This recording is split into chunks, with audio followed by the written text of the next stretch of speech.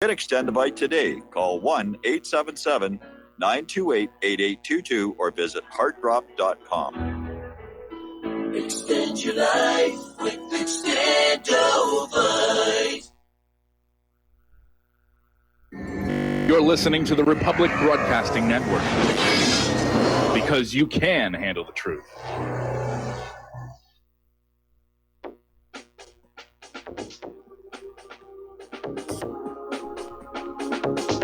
What Really Happened with your host, Mike Rivero. The history the government hopes you never learn. Here is your host, Michael Rivero. And aloha, America. Welcome to our show today. It is Wednesday, July 10th, 2019, middle of the weekday, hump day, starting that long, slow glide down to Pauhana Friday and another interesting weekend of whatever it is they're going to cook up for us this interesting weekend. What can I tell you? It does seem like the further along we go, the crazier things are getting. We had a caller who called into the show yesterday and said, it just feels like it's all falling apart. And I tend to be in agreement. It does feel like it's just all coming apart at the seams here. Anyway, we've got a lot to talk about today. The phone lines are open, 800-313-9443. And Sam is in our control room, ready to answer the phone, put you on the air with your comments, questions, and observations. So let's get on into it. The Jeffrey Epstein case, of course, is continuing to get a lot of coverage. And it's rather interesting, especially when you consider how little coverage it got back when he was dealing with his plea bargain back in 2008. But Alex Acosta had to have a press conference early today where he was out there trying to justify the plea bargain they did back then. Now, he didn't mention anything about intelligence connections on TV, but he basically just tried to say it just really wasn't enough, and, you know, it was all he said, she said, and, you know, they're just girls anyway, and stuff along that kind of line. One of the people questioning him, though, asked a question which I think is very much on point. How do we trust you to do an honest, efficient job as Secretary of Labor when you obviously just cut this trafficker, this sweetheart deal? And that very much is on point with what's going on here. So it is coming on out here. So basically, we've got a lot of people pointing fingers and a lot of people trying to do damage control. And what's really important to remember is that all the pilot logs from Epstein's Lolita Express aircraft, 727, which supposedly even has a bed installed, those pilot logs were entered as part of the legal record back during the first prosecution. So they're preserved. Those are not going away. They can't be shredded. And they're basically laying out the story of who was going down to the island and how many times. It's already completely undermined Bill Clinton's statement that was issued yesterday that it was only on the plane 4 times and never down to the island. That's completely destroyed right now. And so I'm sure that Bill Clinton probably was out there thinking that, you know, he's retired, he's a former president, and he could, you know, just sort of enjoy his retirement without having to worry about any more legal troubles. Well, wrong. It's come back to haunt him. And so the eyes of the entire world are back on him now, as well as on Hillary. And if there's one thing that's going to come out of all of this brouhaha about Jeffrey Epstein, it's going to make it difficult, if not impossible, for Hillary Clinton to step into the 2020 race, which, of course, I'm overjoyed at. And I'll be honest, it's personal. The Clintons destroyed my career and my life back in 1994, and I'd like a little payback. So that's going to happen now, I think.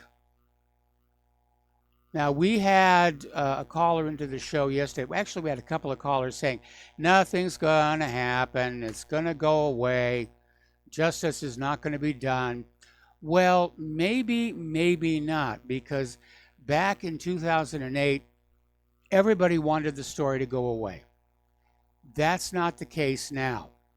Obviously, the Republicans want the story to come on out, again, to fend off a possible Hillary campaign next year. They wanted to come out just to damage Democrats in general, painting with a broad brush here. But here's where it's really getting interesting, because one of the names that's in Jeffrey Epstein's little black book is Ehud Barak, who is running against Benjamin Netanyahu in September's elections. And Netanyahu is desperate to hang on to power. So right now you've got Israel, Netanyahu, and the Mossad. They want the story to come on out. And so basically it's a war between those who want to cover this up and those who see their own political fortunes to be enhanced by the story coming on out, the scandal just exploding all over the corporate media and the world. And that may be one of the reasons why it is in fact getting so much media coverage, in the corporate media right now. So, all right, we're going to do a shout out now to our on-air affiliates who are just now rejoining the network. So it's not entirely a given that this story is not going to go anywhere. It's getting a lot of traction in the corporate media. That should call attention to itself. Bill Still, over at the Still Report, is out there asking if Epstein has turned on the Clintons. Because maybe he was counting on them to take care of them. Maybe they didn't. Maybe they had a falling out. And if Epstein really is looking at some serious jail time from this prosecution in New York, he might start turning on people. Of course, that may make him a dead man walking.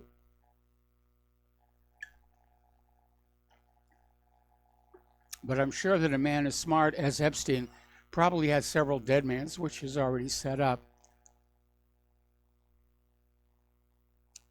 Now, as we mentioned yesterday, Alex Acosta apparently, during his interviews with the Trump transition team, when he was being vetted as a potential Secretary of Labor, he was asked about this sweetheart plea deal with Epstein, and he told them that he was told Jeffrey Epstein belonged to intelligence. That's a direct quote. Not exactly saying who, but basically saying that Epstein was an intelligence operative, part of CIA, Mossad, some other group. And if that turns out to be true, and it does make a lot of sense given that sweetheart plea agreement, then basically Epstein was running the largest political elite honeypot operation ever run in the United States of America, to gather information on various high-profile individuals. So this Jeffrey Epstein rabbit hole is going a lot deeper than anybody really says. All right, we're still seeing fallout from Conchita Sarnoff's reporting. She appeared on Fox News Monday, basically saying the pilot's log confirms that underage girls were aboard Jeffrey Epstein's plane at the same time that Bill Clinton traveled on it. So this is getting very, very sticky. And if Hillary was thinking about running in 2020, I imagine those ashtrays are flying now up at the Clinton home. Hillary is notorious for throwing things at Bill. It was more than a few times that Bill Clinton showed up in public with a black eye. I mean, they put makeup over it to try and hide it, but they couldn't really. But Bill Clinton is trying to distance himself from Epstein, but his name is all over the Lolita Express flight logs. Can't get away from that. Those are hard records here. Now, Ann Coulter has come on out and basically said that the Epstein operation obviously existed for blackmailing purposes, and that he likely had a state sponsor and has a magnificent grasp of the obvious here. But Ann Coulter was on 790 KABC on Monday and said that she believes Epstein was running a blackmailing operation. And yeah, it would make sense, whether it was for a state sponsor or just for his own financial, political aggrandizement. And here's the question I have. How could anybody, whether it was Bill Clinton or Prince Andrew or anybody, go down to that waterfront mansion in Florida, or down to that fantasy island in the Caribbean, or out to the ranch in New Mexico, or the place in Paris, or the ski chalet, or any of those places with these underage girls, and not expect there were going to be cameras and microphones all over the place? What is wrong with these people that they went along with that? Are they that much a slave to their lusts for underage flesh that they just didn't care? So Coulter basically in her interview said Epstein, according to accounts from the girls, said he wanted them to have sex with these powerful men, come back to him and report on it, describe what they wanted, what their fetishes were. And Coulter is confirming he had cameras throughout the house.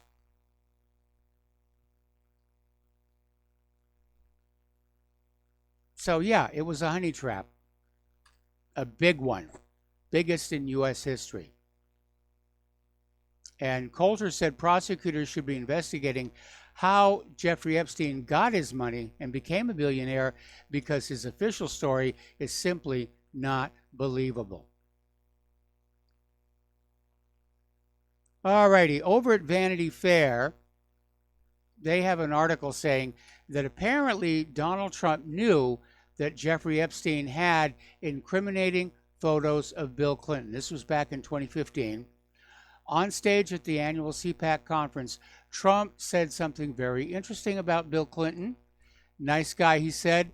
Got a lot of problems coming up, in my opinion, with that famous island with Jeffrey Epstein. A lot of problems. Now, Trump obviously knew what he was talking about. Vanity Fair was reporting that shortly before CPAC, Trump was approached by David Pecker, who then owned the National Enquirer.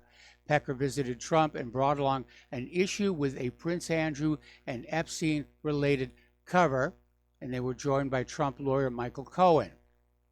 After the meeting, Trump called in Sam Nunberg, who then worked for him. And Nunberg, in an interview in Vanity Fair, said, Michael was sitting in there when I came in, and the issue of the National Enquirer with the pictures of Prince Andrew was on his desk. Now, remember, the pictures of Prince Andrew involved him snuggling up to an underage young lady. I mean, they're both clothed, they're both standing up, they're posing for the picture, but Andrew's being very, very friendly, shall we say. And Trump said that Pecker had told him the pictures of Clinton that Epstein had from his island were far, far worse. So Trump knows what's going on here. Okay, one of the issues we're looking at up there in New York, the U.S. District Court judge presiding over the current Jeffrey Epstein child trafficking case was appointed to the federal bench by former President Bill Clinton. And he should recuse himself. This is Richard Berman, was appointed by Bill Clinton in 1998. He presided over Dinesh D'Souza's case, where D'Souza was convicted of reimbursing friends to evade campaign contribution limits in a New York election. And as we mentioned before, disgraced former FBI directors James Comey's daughter Maureen is one of the prosecutors in the case. So they're already trying to basically set this up to find some way to make it all go away. But there are a lot of people who don't want this to go away, and it's going to be a fight. It's going to be a street brawl over whether this news gets out there or not. Social media is continuing to stealth edit references to Jeffrey Epstein to try and remove ties to Democrats and try and manufacture ties to Donald Trump. And basically, their Wikipedia has tried to remove all mention of Democrats who have flown on the Lolita Express, which was obviously Epstein's private Boeing 727. The problem is, of course, that the little black book is out there. The pilot records, the pilot logs are out there. Anybody who wants to hunt it on down, they can get the information. Anybody who's relying on social media or Wikipedia to find out what's going on, they're idiots at this point. They're fools. They're morons. They're being led down the primrose path. If you want the truth, you got to work for it. You got to hunt it down for yourself. Anytime you sit on back and you let somebody like Google or Facebook or YouTube tell you what to think, you're going to think what they want you to think. They're not going to give you the truth. They're in the business of lying and distorting the truth just as much as ABC, NBC, Fox, CNN, PBS, all the rest of those. They have been compromised. Totally, totally compromised. And behind all of this, whether it is the current situation with Epstein, the situation with Epstein back in 2007, the Franklin scandal, whatever, it's starting to reveal that America's power elite really do have this sickness of sexual predation, this heart of darkness, where they feel this is acceptable behavior.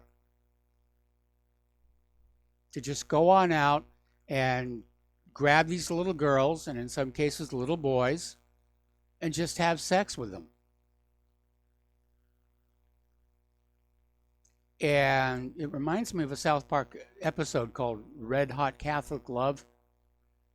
And that episode dealt specifically with the pedophilia scandal within the Catholic Church. But obviously, it's something that seems to infect anybody with a tremendous amount of wealth and power, that they feel this is acceptable behavior. And I don't know about you, I think it's a little sick myself. And they feel they can get away with it. They're not going to get prosecuted. The only time they get nervous about it is when the public finds out, when the voters find out, when the taxpayers find out. And that's what's going on right now.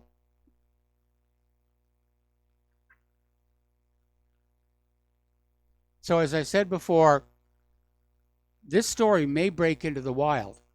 It may break out because there are very powerful people who want the story to go public. The Republicans want it to go public. Netanyahu wants it to go public because he wants to destroy Ehud Barak. They may not be able to keep the lid on this one. At the very best, they may try and cover up Epstein's links to an intelligence agency, probably the CIA. I mean, the CIA is not above this kind of kinky stuff. They ran a bondage parlor out in San Francisco for 9 years as part of MK Ultra. They think this stuff is kind of fun.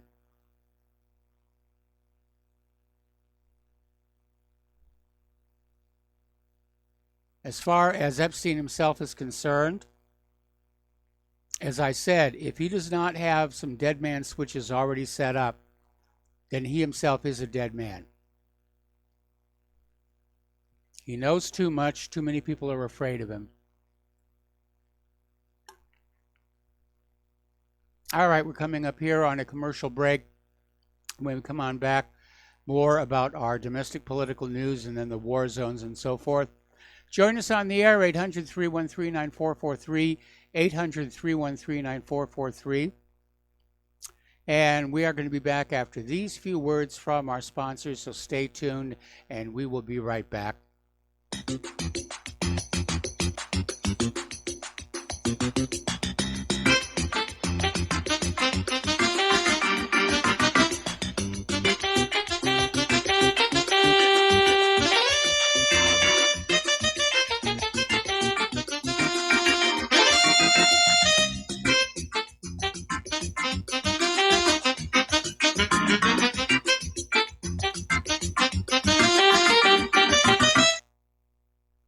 corporate media dominates the American opinion. Finding independent voices that counter this avalanche is becoming increasingly difficult. With the endless corruption running rampant throughout our government, independent voices are needed more than ever to battle the offensive against our freedoms and liberties. As a listener of RBN, no one understands this concept better than you. Now it's up to you to do your part. The time has come for you to take action and begin broadcasting the truth to hundreds or thousands of people every month. Sound impossible? Quite the contrary. With pointed slogans from LibertyStickers.com, you can reach countless sleeping Americans unaware that they live in a real-life wonderland. LibertyStickers.com has a huge inventory of political bumper stickers and messages that reflect the truth about our government, our politicians, and the future of America. With so many in stock, there's one perfect for you. Visit us today at LibertyStickers.com. Again, that's LibertyStickers.com. Do your part. Your voice is important. Let it be heard. Folks, we're living in a world the likes of which we've never perceived any clearer than we do now. The plan for global governance has been in the works for generations and would have likely been achieved by now, but for the fact that the globalists left open their Achilles heel. With all their tools, Federal Reserve System, fiat currency, no child left behind, and then Common Core education introduced to our schools to dumb us down, vaccines, pharmaceuticals to lobotomize us, GMO foods, insertion of compromised or bought and paid for politicians, judges, mainstream media propaganda, all pieced together like a puzzle designed to ultimately bring the world under submission. But with all their strategy, they forgot one thing: knowledge. And knowledge is power. With knowledge, their bombardment is nullified. Folks, with that, as brilliant and knowledgeable as you've become, among the wisest audience of any radio audience in the world, and you are, I want you to take a moment to reflect and ask yourself, how much of that knowledge did I obtain from Republic Broadcasting Network? How high has my consciousness been raised since I've been a listener? How fast am I now able to discriminate truth from fake news by being a Republic Broadcasting listener?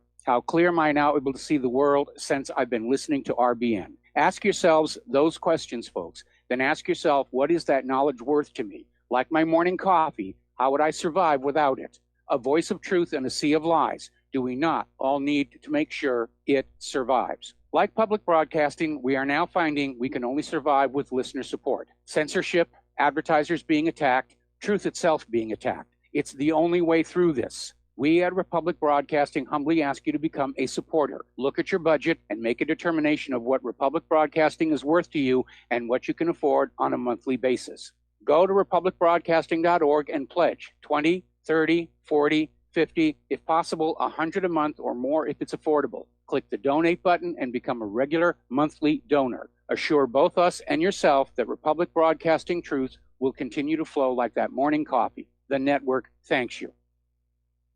What this country is coming to, I sure would like to know.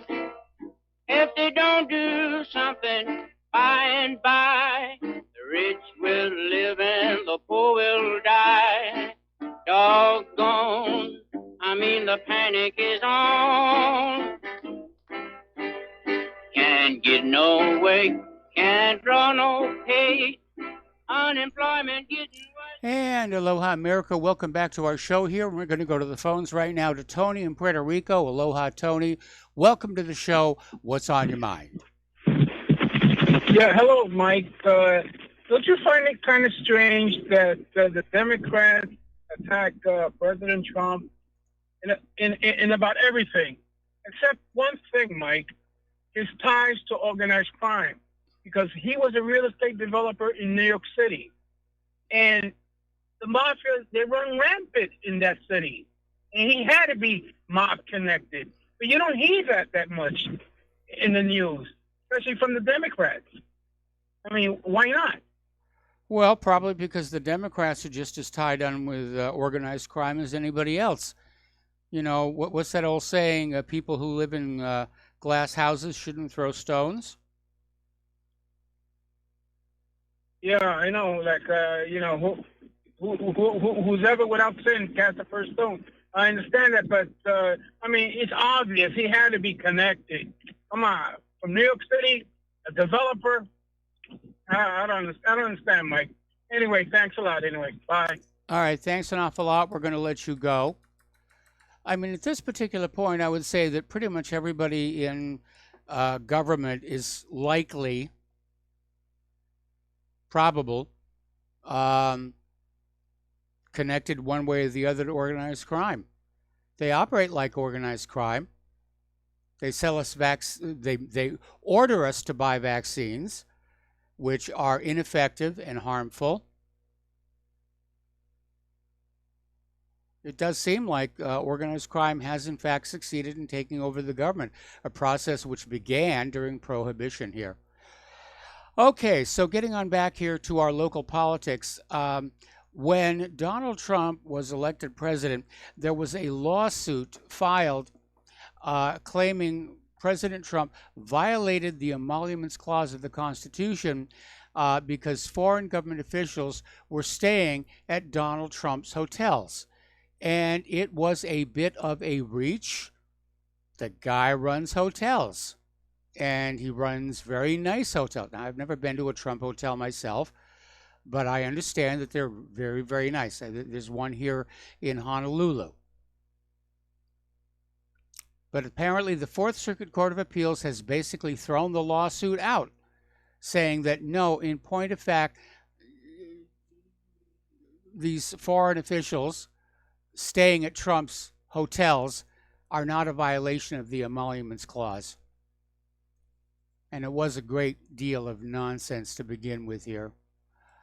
Okay, there is a phenomenon that's going on right now, and I think it's illustrated by this story here.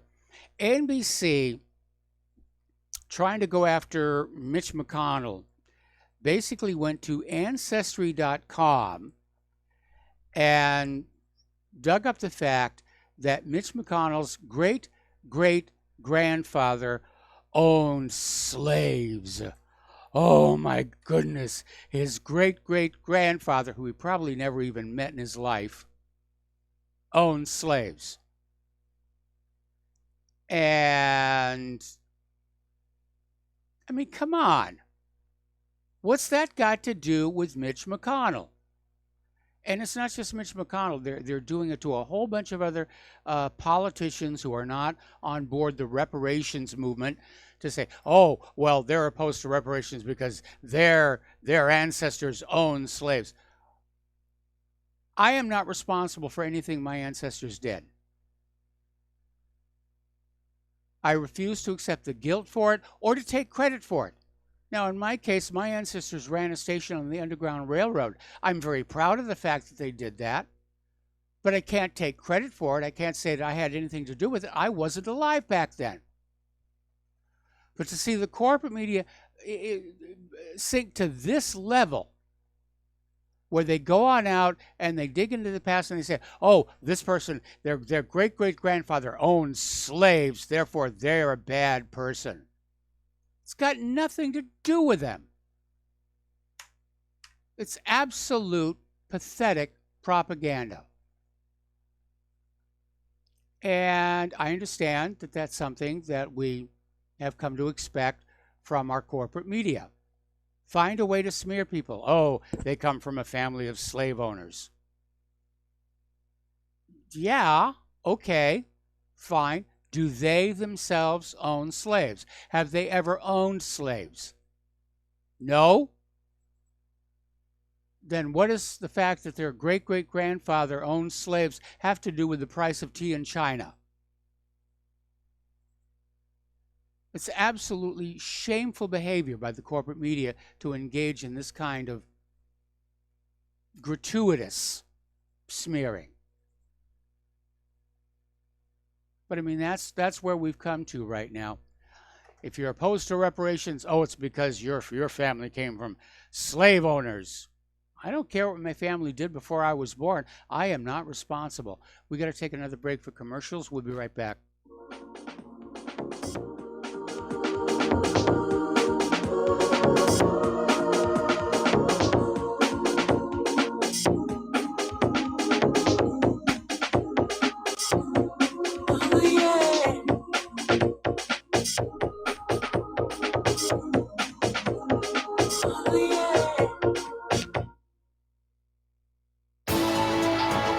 You are tuned in to the Republic Broadcasting Network.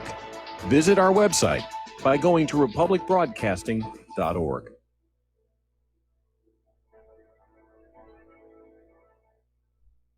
Homeowners, if your lender has gone out of business or sold your transaction to another lender or servicer, you may be the victim of a wrongful foreclosure, resulting in the loss of your home. If you've already lost your home, are in foreclosure, or even in good standing, you can challenge the mortgage transaction's illegal issue, and your property can be restored to you, and your foreclosure can be stopped or reversed, and the mortgage transaction declared unenforceable. State laws, U.S. title codes, the Uniform Commercial Codes, and U.S. Supreme Court rulings have upheld that defective mortgage documentations can reverse or stop foreclosures and enforce property title claims in favor of the homeowner. We are having successes in stopping the process of foreclosure, the enforcement of the foreclosure judgments, the sale of property, and evictions after the sale. We are not attorneys, and we don't give legal advice. We are a professional team of legal researchers, providing forensic mortgage audits and expert witnesses. We have the knowledge to produce the evidence and enforce laws regarding your legal issues. We've been in business for 12 years without a complaint. Consultations are free, and we provide a free title search to confirm if your mortgage has legal defects. Please call 855-253-3748. 855, 2, keep it today.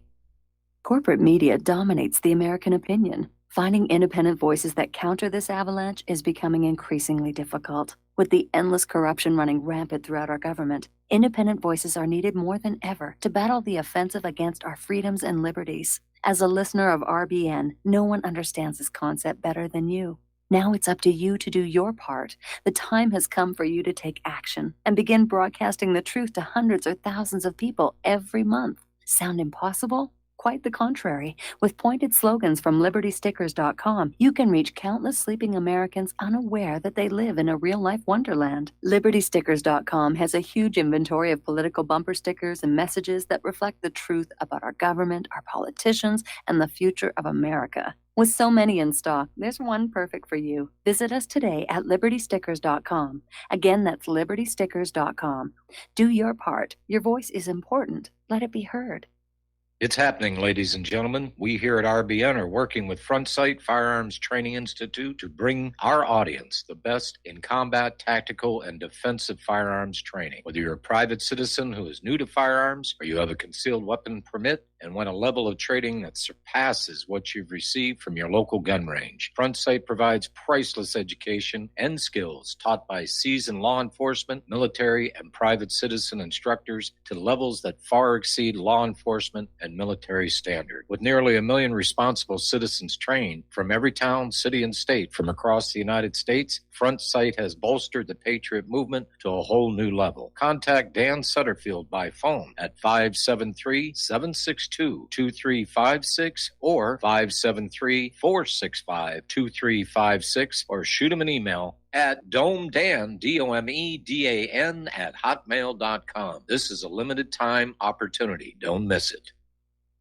Some are maxed out all their credit cards. Some are working 2 jobs and living in cars. Minimum wage won't pay for a roof, won't pay for a drink. If you gotta have proof, just try it yourself, Mr. CEO. See how far 5.15 an hour will go. Take a part-time job at one of your stores. I bet you can't make it here anymore. And aloha, America. Welcome back to our show here. And again, looking at our domestic political situation here. Apparently, Dabney Friedrich, who's a Trump-appointed federal judge, has rebuked Robert Mueller and the Department of Justice for falsely suggesting that the Internet Research Agency and Concord Management and Company were linked to the Russian government. This is part of that whole Russiagate. Oh, Russia's behind everything. Russia's doing all these bad, evil things.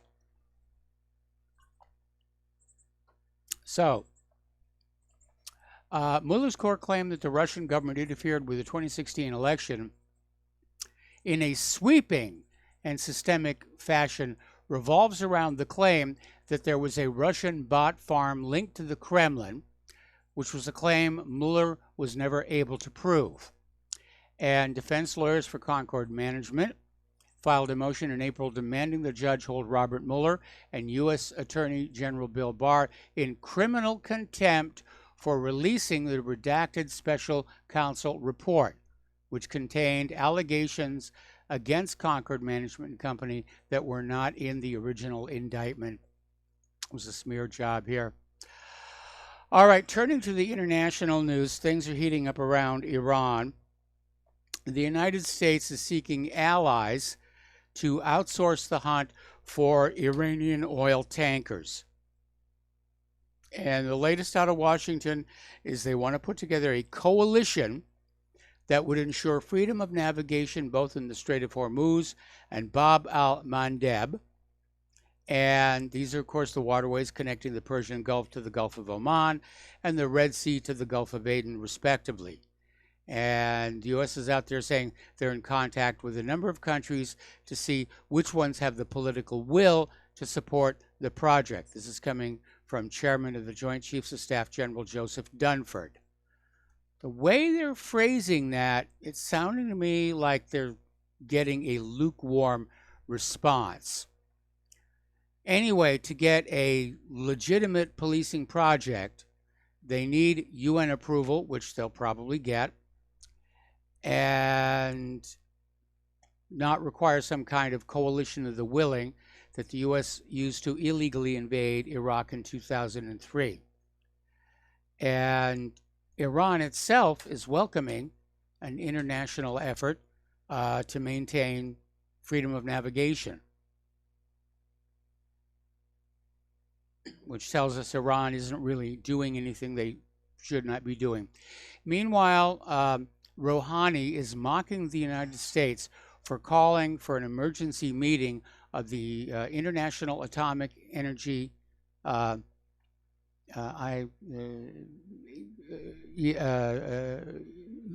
International Atomic Energy Agency meeting, which was called for today, to basically scream about Iran's violation of the Iran nuclear deal.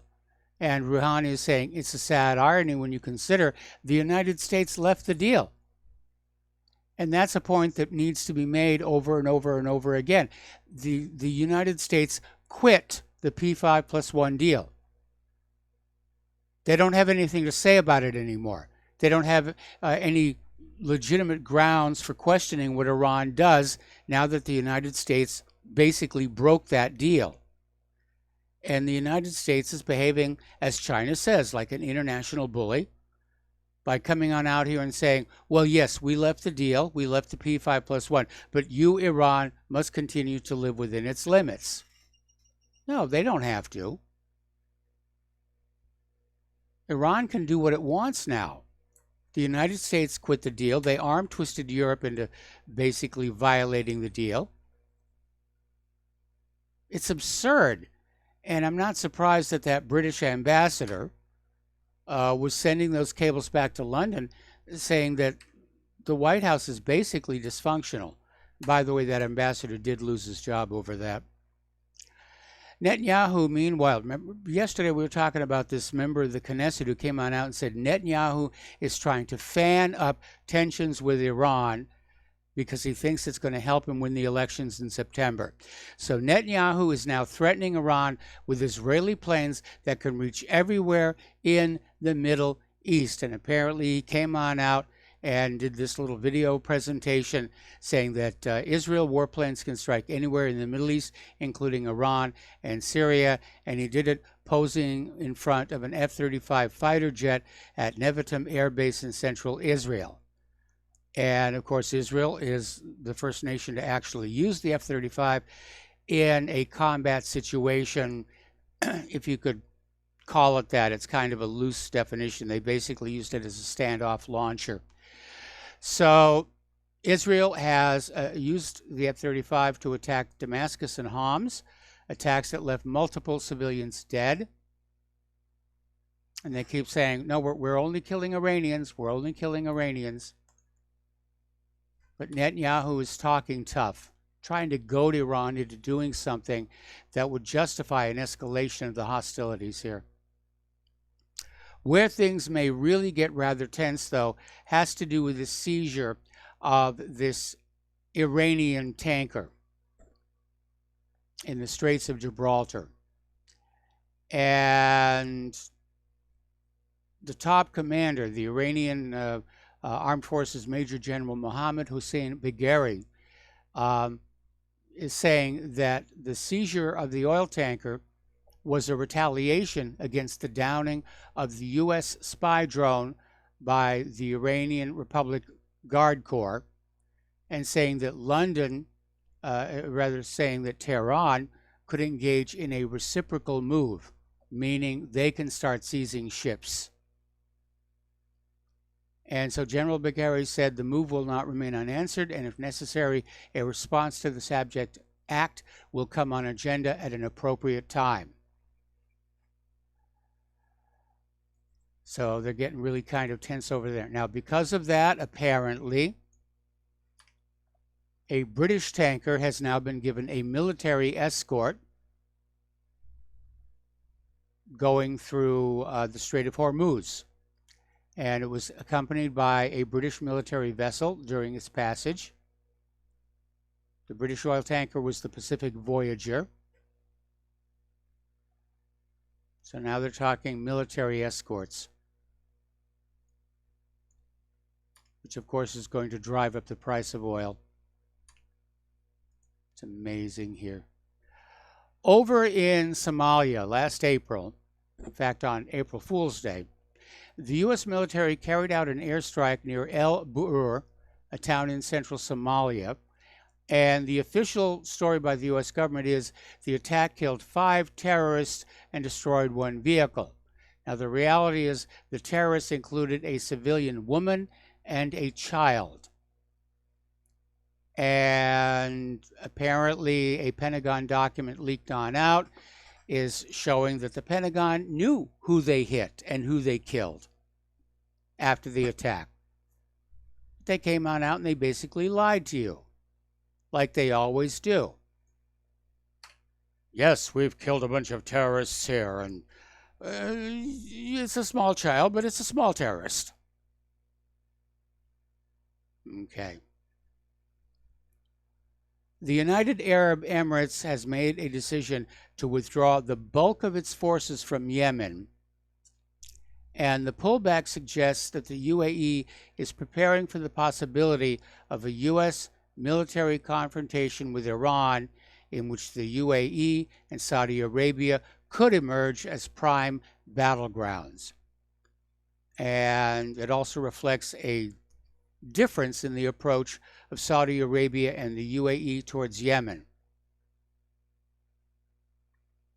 Now, the UAE is concerned for its international standing and mounting criticism of the civilian toll of the war in Yemen, as well as a recognition that the Trump administration's unquestioning support may not be enough to shield its allies from significant reputational damage.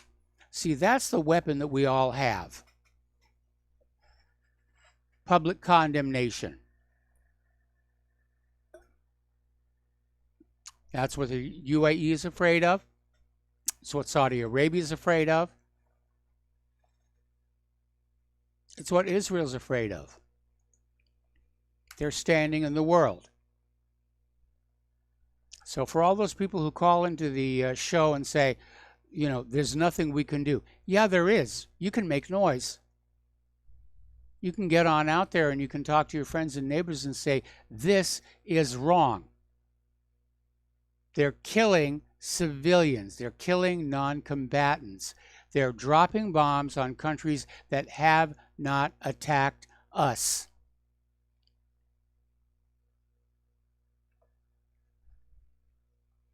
That's the main weapon that we have. The court of public opinion here. Over in Ukraine, the United States is upgrading several of the naval bases to allow NATO and American warships the ability to dock just miles from Crimea, and centered at the Ochakiv Naval Base and the military facility at Mykolaiv. The American-funded effort includes reinforcing and upgrading existing piers and adding a new floating dock, security fencing around the bases, ship repair facilities, and a pair of brand new maritime operations centers from which Ukrainian and NATO forces can direct exercises and coordinate activities. Now, supposedly, this is in response to that little upset they had in the Kerch Strait not too long ago, where Ukraine basically sent 3 through the Kerch Strait without obtaining Russia's permission, and Russia seized the vessels and the crews, which they are still holding. Now, personally, if I were Russia, I would think seriously about releasing the crews. Keep the ships. They would clear violation, but you can defuse the situation a lot by sending the crews back home. All right, story coming out of Zero Hedge, and this is saying something I've been saying for quite some time. The Taliban have effectively won in Afghanistan. You'll never hear that in the American corporate media. Nobody's going to admit that we actually lost in Afghanistan, because that pulls the wheels off the war wagon for the rest of the campaign to conquer all the resource-rich areas of the planet and shackle them to the U.S. dollar. But we already know the United States is in negotiations to pull out of Afghanistan, the chief of which is not to have to admit that they got their clocks cleaned.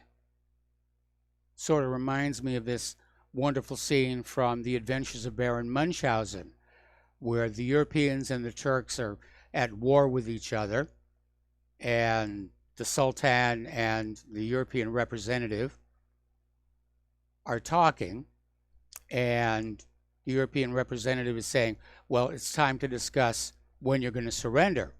And the Sultan says, surrender? We're winning. And the British representative says, oh, come on, you're being picky now. All right, we're going to take a phone call. Joe in Tennessee. Aloha, Joe. Welcome to the show. What's on your mind? Hey, Mike, I heard you earlier talking about Epstein and all these rich and powerful people and their affinity for young boys and young women. And you made it as it seems to most people as it's just a sexual thing.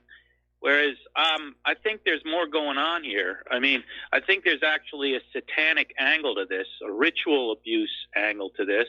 I mean, Jeffrey Epstein had a temple built on his island. Who knows what was going on there, who they were worshiping, what kind of demented acts were taking place. It's kind of like the Catholic priest. A lot of people say, oh, they're a bunch of homosexual pedophiles, Catholic priests. And I said, well, some of them might be homosexual, but a lot of them might be Satanists. And Satanists believe they get a certain kind of power from having sex with and violating the innocence of children. I mean, this goes to Aleister Crowley. It goes way back to Moloch and, the people way back, before even the Old Testament times.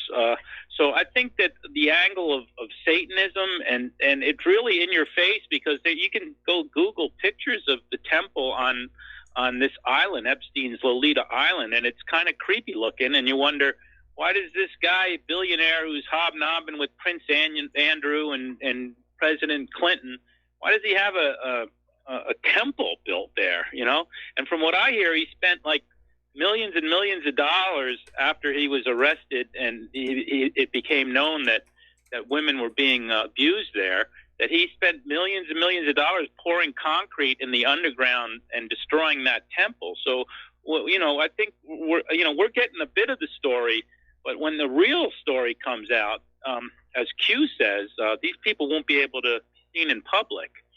And as you say, I think that there's a big angle with the Mossad here. I think that Trump has been hip on this, since he had Epstein thrown out of the country club there in Mar-a-Lago. And, people, I was listening to this guy talking about Trump, and Trump's had his own security, detail for, 20 years or more. And, a lot of these guys are ex-New York cops and ex-Miami cops. They're all clued into what's going on. They know how these rich, powerful billionaires get away with all this stuff. And I'm sure Trump gets the inside scoop on all this and has been for years and years. So he's probably got some dossiers and files on these people himself.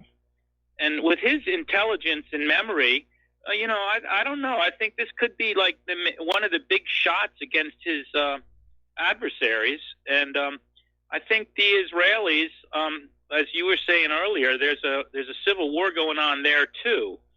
and they're taking sides, and Netanyahu is siding with Trump, and so it's very interesting on many levels. But as far as I'm concerned, these satanic child abusers, the day the vengeance comes for them, whether they're Democrat, Republican, whether they're Israeli right or Israeli left or Prince Andrew, can't come soon enough. I just can't wait for the day that they're chased down the streets with pitchforks, and the fate awaits them that they so richly deserve. Well, I would agree with you, but I'm looking at pictures of the temple, which, by the way, has been torn down since all of this stuff happened. Anyway, listen, Joe, stay on the line. We got to take a break for commercials. I'm going to put you on hold. We'll be right back.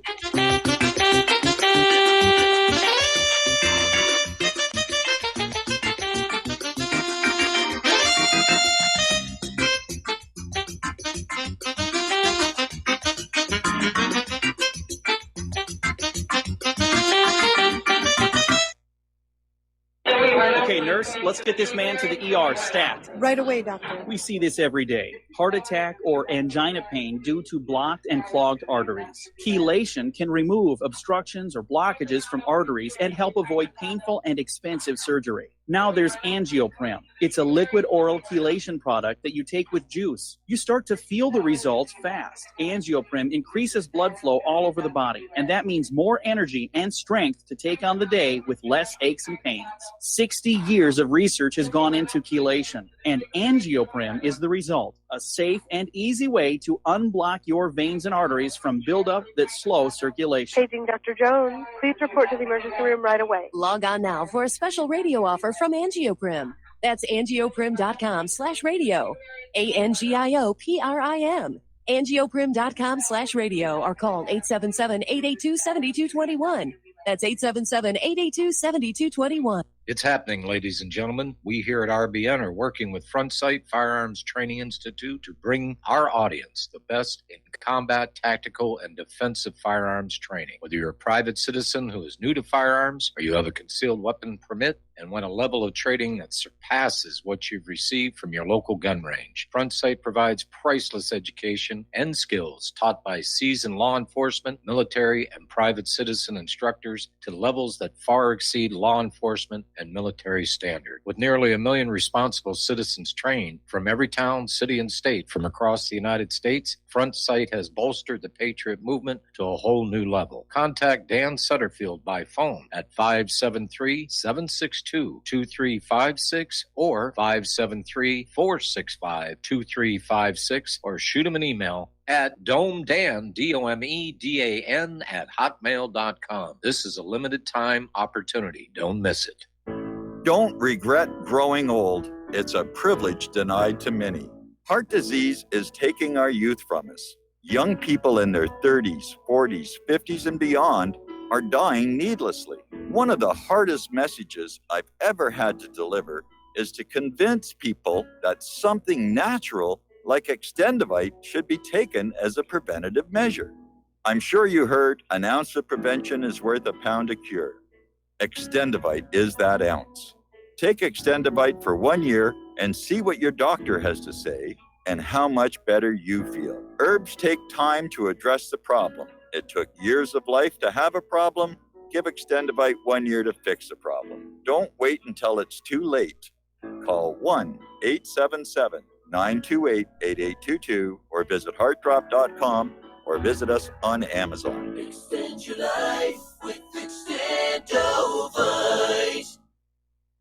We will not go down in the night without a fight. You can burn up our mosques and our homes and our schools, but our spirit will never die. We will not go down in Gaza tonight. And aloha, America. Welcome back to the show. Here we're talking with Joe in Tennessee, and we're talking about Jeff Epstein and his little private island here. I'm looking at that temple in Google Earth. It's still visible, even though apparently it has since been torn down following an earthquake. And I'm not sure I agree with the idea that this is satanic, given that he is on this remote island, it may be his place. I mean, he was devoutly Jewish, and it may just be a little personal chapel for practicing the Jewish faith. We don't really know one way or the other. But in terms of the thrill, if you will, of abusing little tiny children, it may be just getting away with it. It's an expression of power that you have over these people. And I'm not really sure what the pathology is, but there clearly is a pathology there. Well, yeah, I mean, I think that there is a satanic angle to this. I mean, the satanic ritual abuse is kind of something that happens. It's part of a lot of their rituals. I mean, if you go back to Aleister Crowley, he wrote books about the way to get power through sex magic, and in particular, you get more through the acts with children and things like that. But, you had a previous caller, and he talked about Trump and his mob connections. And I just wanted to say something about Trump. And of course, he has knowledge of and probably met and maybe has connections with the mob. He was a developer in New York. But, I mean, that's part of the greatness of having a man like Trump as president, and that it's just like Epstein. He knows about Epstein. He knows all the dirt on these people. He's been around when Studio 54 was going on. I mean, as a developer in New York, I mean, he knows about the Wall Street and the Wall Street, who was good, who was corrupt, who was bad. I mean, he's been in with the police and Giuliani and, down in Florida. Trump's been where the action's been for the last 40 years. I mean, so if you talk about a resource in a man as president, if he does want to clear out corruption, I mean, he knows who he had to bribe when he was building things. He knows who, the mob guys were. He knows who that like little boys and little girls. It's common knowledge in these elite circles, and Trump was in there mingling with them. So I'd love, to see him potentially go renegade and double cross these people would be the best gift he could give this country. And I'm hoping this is the start. And I think the smart way that this is being played is that Trump's letting them all talk about Acosta and him. And that's the story, because I didn't hear one question today about Bill Clinton at the Acosta's conference. Yeah. And they're going to let the sharks go after Trump in some way. And then when the evidence and the videos start coming out about Clinton, it's going to be just like the Mueller investigation. It's going to be a big boomerang, and it's going to catch them all. So this is the way Trump seems to play these things. He lets them run out on a limb, and then he saws it off. And I'm hoping a lot of these guys go to prison. Let's just hope that happens. I just hope it happens. Well, I don't think it's going to happen. Epstein, if he is connected to intelligence, he's another untouchable like the Clintons or Clay Shaw. But I think, again, as I mentioned earlier in the show, our most potent weapon against the political corruption that we're seeing is public opinion. And so it's important for us all to talk this story up. Anyway, Joe, thanks for the phone call. We got to take a break for station identification. We'll be right back.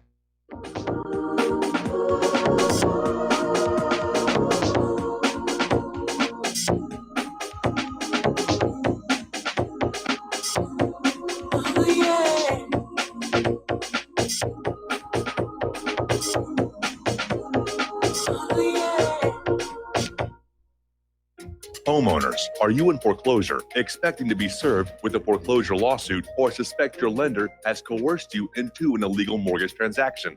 A huge number of mortgages made in the last 10 years have legal issues and are possibly defective. State laws and the U.S. Supreme Court have upheld that defective mortgage documents are grounds for foreclosure defense and for counterclaims in favor of the homeowner. If your mortgage has been sold or assigned since closing the loan, it may be defective and you may be paying the wrong party, and the lender may not have standing or the right to foreclose or collect payments under the law. If you would like to know if your mortgage is legal or not, or know if you are paying the right party, we can help. Our initial consultations are free of charge. We are not attorneys. We are legal researchers and work closely with experienced lawyers who know how to help you find the evidence to help you keep your home. Call toll free 1-855-2-KEEP-IT. That's 1-855-2-KEEP-IT today.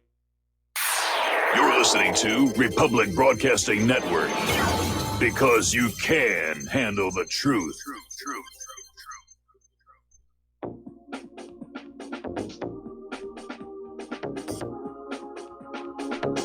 What really happened with your host, Mike Rivero, because World War III is a really bad idea.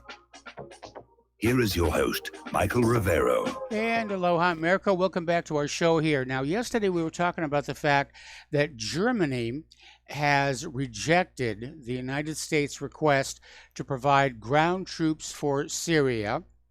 And today we're finding out that both Great Britain and France have agreed with Washington, D.C., to send more troops into Syria.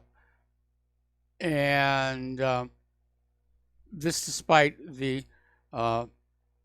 awkward issue over these leaked cables from Britain's ambassador to the United States, which described Trump as inept, insecure, and incompetent, which I can't find a reason to disagree with any of that.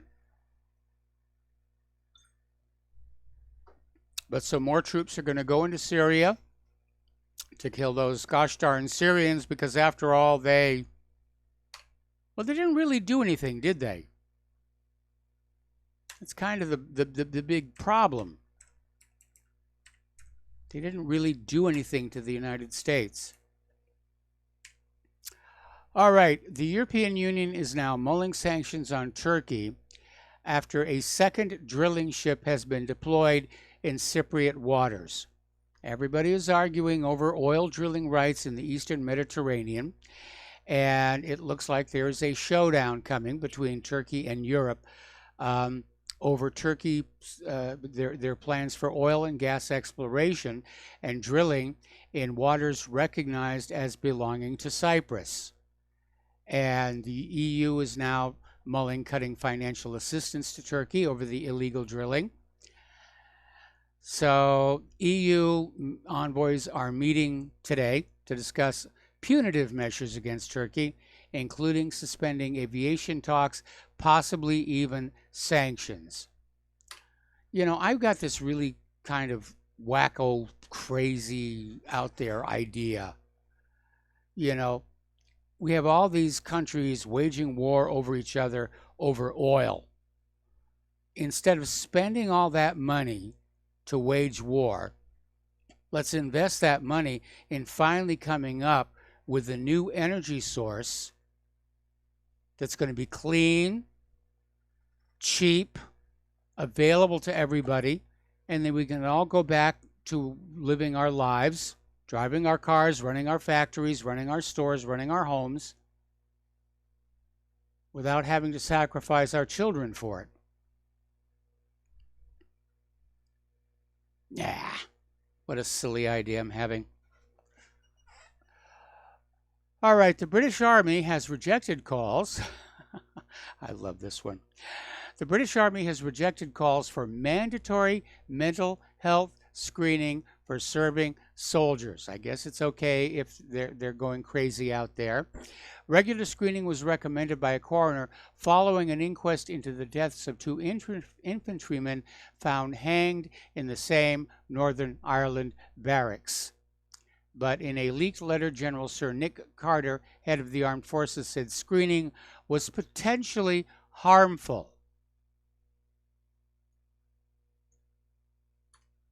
Anyway, as I mentioned a little bit earlier in the show, the British ambassador to the U.S. has now resigned over the leaked cables revealing that he called Trump incompetent and inept and insecure.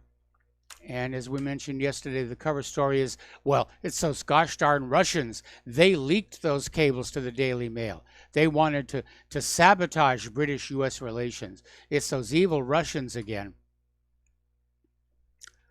Sure it is. You know what's really frustrating about all this Russia bashing? On my bucket list, and Claire's too, we wanted to, if possible, visit Russia. We wanted to go to the Hermitage. I wanted to see the recreated Amber Room. Never going to happen now. All right, let's go to the phones here. Dustin in New Jersey. Aloha, Dustin. Welcome to the show. What's on your mind? Yeah, Mike, I sure hope Joe don't eat his words, because you said last time there was indictments were coming, Joe. You're putting all your eggs in one basket.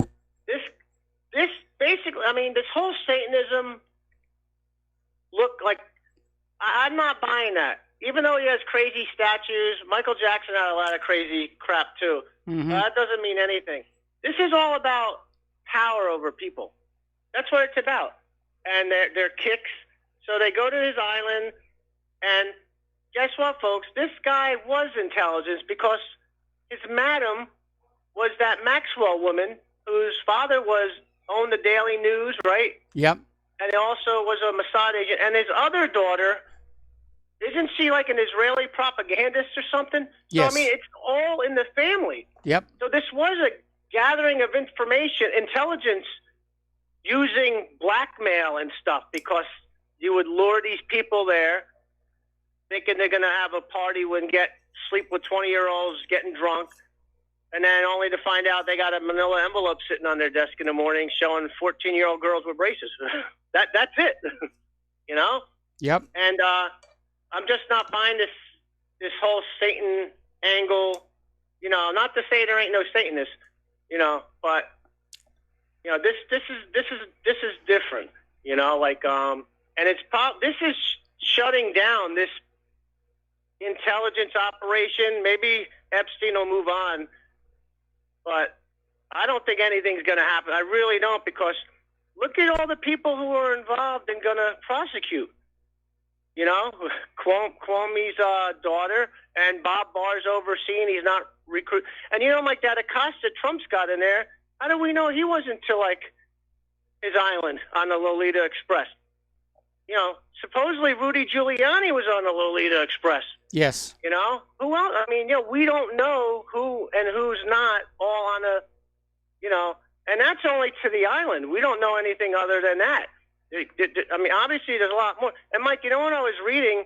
That a lot of the places they use to front these young girls coming in are like motel chains and truck stops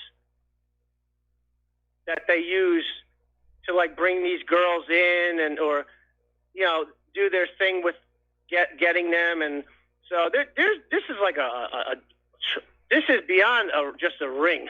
You know, this is like a professional thing going around the world, because, you know, like Prince Andrew, I mean, and that's all we know of from Britain. Who else? Maybe from France, Germany. I mean, you know, so I definitely don't buy the Satanist. No, angle. Me neither. Me neither. But I don't think Trump's going to do anything about it. For one thing, if you look at the roots of Judaism, they don't believe in Satan. And the whole thing is, Mike, these people only believe in one thing: money, power. Yes. You know, that's more important to them than any worship of anything. You know, and I don't believe Trump. I mean, Trump is owned by Sheldon Adelson and Carl Icahn. Look what he did for Bibi in Israel. You know, so I don't think he's going to do anything about this. But like I said, like Acosta, why is he still in the Trump administration? Like, why is he keeping him still? That don't make sense, does it? Yeah, that's an important question right now. Acosta has become a severe liability for the Trump administration, and yet Trump continues to defend him. You know, unless there's more than what we know about what's going on with Trump. You know, I don't know. Nobody knows. You know, like I said, I don't know Trump personally. We only know him from being on the TV. You know, I'm not with Trump 24 hours a day, 7 days a week for the last, whatever. I'm 48, so you know what I mean. So we don't know the guy. Everybody got to stop saying, oh, Trump's going to do this. We don't know anything about Trump, really. No. You know? And, Mike, I want to say a shout out to Lenny. Was it Lenny from California? Yeah. But he hasn't called in a while, and it's great to hear from Lenny. And if he calls back in, I'm just curious what you think and he thinks before I get off the phone about that Georgian radio host who was talking about Putin's dead mother and father. That's insane. Did you see that? No. Yeah, he like brought up his like ripping on Putin's mom and dad, like, and there's all these protests going on in Georgia now against the radio station. So they gave the guy a couple weeks leave, probably with pay, you know. But that's the kind of mentality these people have. You know, it's like, and he's not a Satanist. It's just scumbags. You know, that's it. You know. But that's all I'm going to leave you with, Mike. Have a good rest of the show. All right, thanks an awful lot. We're going to let you go. We're going to do a shout-out now to our on-air affiliates just now rejoining the network. We're going to go back to the phones to Mo in Florida. Aloha, Mo. Welcome to the show. What's on your mind? Aloha, Mike. I'll stay with the same theme, and great information you got going. Dustin, the rest of the callers always have a lot of good things to say. I kind of go along with the rest of that. I'm confused, though, with Trump's association with you know, the whole Zionist Jewish movement, how he could get, it seems like he's playing both sides. I don't know if you just saw this, just came out in Zero Hedge where Ben Garrison, you know, the cartoonist that's been very favorable to Trump, he just got disinvited to the White House. You know, and there you go. You can't criticize, all he was pointing out is to the control the Rothschilds have. That's not a secret. That's a fact. Yet, because he said that, he's anti-Semitic, and he's now disinvited. I mean, it's so blatant into your face. To me, I think the whole thing with the Epstein thing was where he got his money, the whole, you know, Maxwell thing or whatever name was, his pimp. Yeah. I think the whole thing gets back to the Mossad. I think they had the money. That's how they control Congress with that operation and many others. They got a lot of, you know, like Dustin said, you know, they got a lot of manila envelopes, and it's just so obvious. I mean, here's this guy. He's totally Trump supporter, Ben Garrison. He says, you know, and all of a sudden he's now disinvited to the White House. What a slap in the face to Trump's base, huh? Yep. It just makes you sick. I think something's going to happen here, you know. And I'm not anti-Jewish, you know. I'm anti, you know, Zionist, you might say, or I'm for America, and just like you've always made people aware that this country's been taken over, and I don't know. Maybe this is a fulcrum. Kind of scary, you know, which way it's going to go. They got so much power. Yeah. But I think Epstein has a dead man switch. How would you go through all that if you don't? You know, they do something to him and stuff's going to pour out. Make Julian Assange look like nothing. Don't you think? Well, if I know if Epstein is an intelligence asset and it's looking more and more like he was, then he's smart enough to know that he's got to have a dead man switch. This is you got to get buy a lot of popcorn for this one. I think it's got to. I don't know how they get away. There's too many. They cross the Me Too movement, and these people don't know what to do. You know, I don't know. It's just it's bizarre. Anyways, I don't know. How do you think it's going to end? I'm not really sure. You know, it's entirely possible that Epstein is going to meet with an untimely end. It all depends if people can find his dead man switches. That's where Vince Foster made his mistake. His dead man switch was in his White House office safe, and that they were able to get at it and destroy it. Yeah, that was no offense for Vince Foster, good guy, I guess, in a lot of ways, but that was not that was a dumb man. That was dumb. There, you know? Yeah, that was dumb. So boy, it's one big circle jerk, Mike, and I don't know. I hope to keep the internet open so we can communicate. But thank you very much, and I'll continue to watch the show. All right. Well, thanks an awful lot. We're going to let you go. The phone lines are open again here. Turning on over to Israel, there's been another one of these classic cases. We keep seeing this. This is from Middle East. All right. Thanks an awful lot. We're going to let you go. The phone lines are open. Okay. We have some feedback there. All right. Apparently, Israeli police this morning forced a Palestinian family out of their house in the Silwan neighborhood of occupied East Jerusalem and handed the home over to settlers. And basically Silwan-based Wad Hilwa Information Center posted the video showing occupation forces and settlers storming the house and assaulting the family members to seize their home. And the center reported that the family refused to comply with the eviction order, and at least one family member was detained. And apparently this family had been battling a right-wing Israeli settlement group for 25 years to remain in their family home. And the Elad Association is notorious in its efforts to encourage Jewish settlement in Silwan, located just outside the old city and Al-Aqsa Mosque compound. Elad also confiscated money raised to help the Silwan family fight their eviction order. They'd had a GoFundMe page set up to carry their legal costs, and that money got confiscated here. Meanwhile, an Israeli court has overturned the conviction of a Jewish settler who was filmed stoning Palestinian cars in Hebron, basically smashing the windshields with large rocks. And apparently the probation officer went before the court saying the accused, quote, takes responsibility for committing the crime, end quote.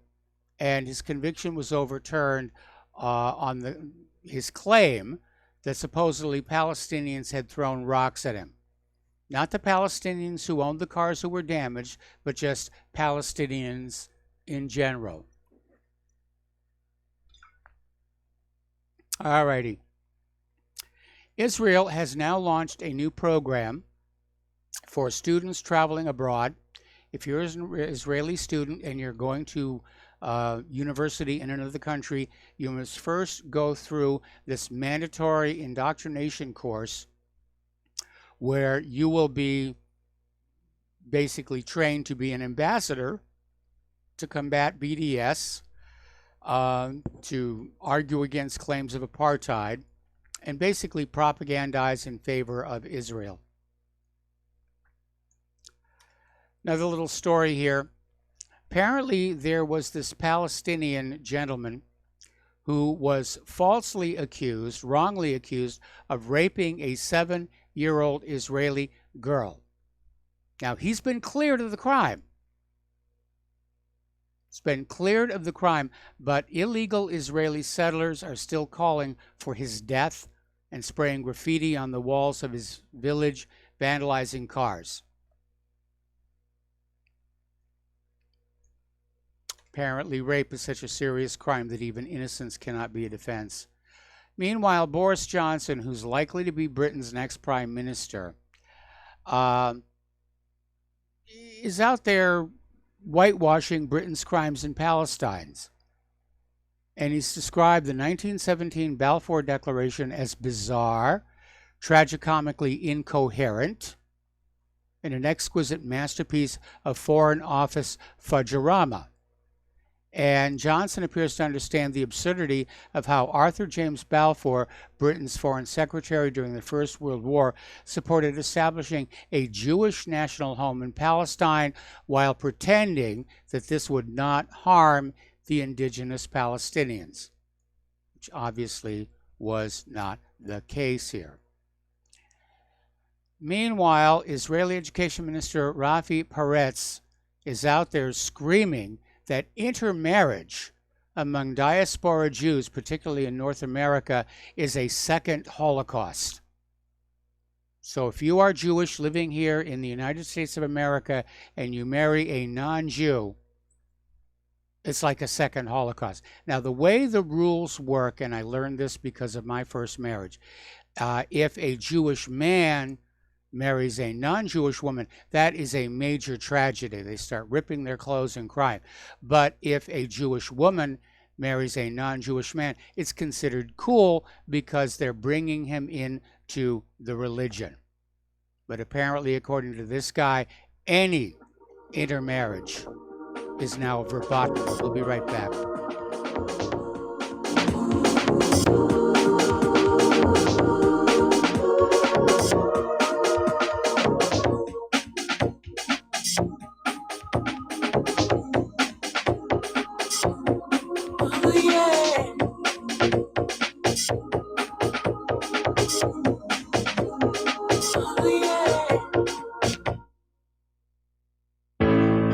healthy are your arteries? Deteriorating circulation has a number of early warning signs.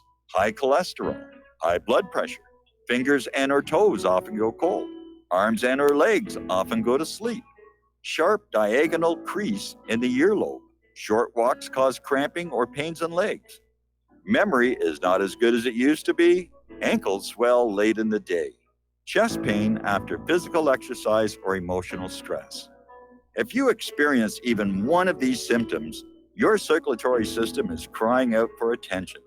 Extendivite is a natural solution to help improve your overall health. Extendivite is not your average heart tonic. To order, call 1-877-928-8822 or visit heartdrop.com or find us on Amazon. Extend your life with Extendovite.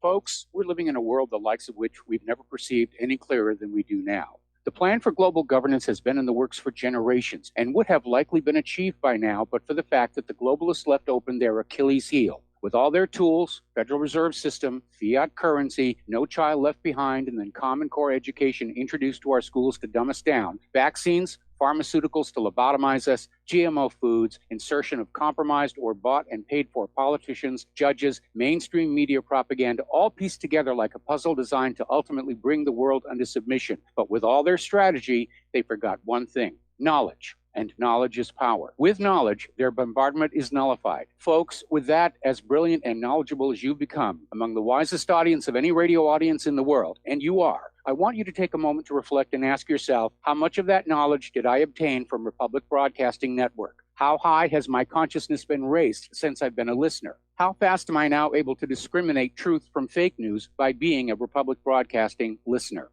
How clear am I now able to see the world since I've been listening to RBN? Ask yourselves those questions, folks. Then ask yourself, what is that knowledge worth to me? Like my morning coffee, how would I survive without it? A voice of truth in a sea of lies. Do we not all need to make sure it survives? Like public broadcasting, we are now finding we can only survive with listener support. Censorship, advertisers being attacked, truth itself being attacked. It's the only way through this. We at Republic Broadcasting humbly ask you to become a supporter. Look at your budget and make a determination of what Republic Broadcasting is worth to you and what you can afford on a monthly basis. Go to republicbroadcasting.org and pledge 20, 30, 40, 50, if possible, 100 a month or more if it's affordable. Click the donate button and become a regular monthly donor. Assure both us and yourself that Republic Broadcasting truth will continue to flow like that morning coffee. The network thanks you.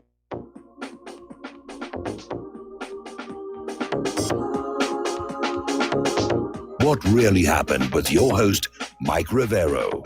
Visit us online at whatreallyhappened.com. Here is your host, Michael Rivero. And aloha, America. Welcome back to our show. Now, over in France, to their credit, okay, they have rejected this idea that online speech criticizing the government of Israel represents anti-Semitism. Good for the French people. Because no, criticism of the actions of the government of Israel is not anti-Semitism, any more than criticizing the actions of the Nazis represents hatred of the German people. It was an absurd idea that Israel's trying to push all over the world, and France has basically said no. So good for them. Over in Germany, Angela Merkel has been caught on video one more time, visibly shaking. This time as she welcomes the Prime Minister of Finland. Now, I'm not a big fan of Angela Merkel, especially with her globalist open border ideas. I don't like to see anybody who's ill. And maybe it's because at my AGE and starting to deal with a lot of this stuff myself, I have empathy for people who are trying to live their lives and overcome these kind of issues. I don't know what's wrong with Angela Merkel. But in terms of her medical situation, I have a great deal of sympathy for her. And I hope whatever it is something that is treatable and she can get back to being the little whatever it is she is. But this is 3 times now, I think. And so something is definitely wrong. All righty. Great Britain has a brand new aircraft carrier, HMS Queen Elizabeth, and they spent a lot of money building it. It's supposed to be the future flagship of the British Navy. And it was out on sea trials and apparently was leaking so bad, sea trials had to be called off and it had to return to port for repairs. And so 3.1 billion British pounds, and it's leaking. Okay. Russia is now pitching a massive arms deal to India. As you know, there's this kerfuffle going on between the United States and Turkey over the missile deal there. Russia is now offering an array of cutting-edge arms to be produced locally by India. This is the deal. They're going to offset.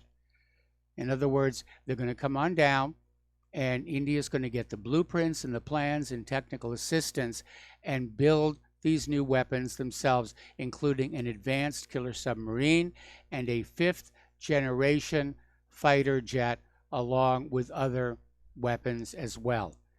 And the United States is now talking about a trade war with India. How dare you buy weapons from Russia?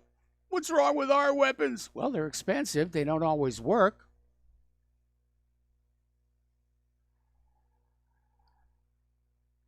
Turning to the economy now, over at Deutsche Bank, it turns out that before this major restructuring, Deutsche Bank had moved about 2,000 jobs from Wall Street to Florida. In other words, they went to their workers in Wall Street and they said, we're going to pay to move you down to Florida. The rents are lower there. You're going to have a higher standard of living. Everything's going to be a lot better.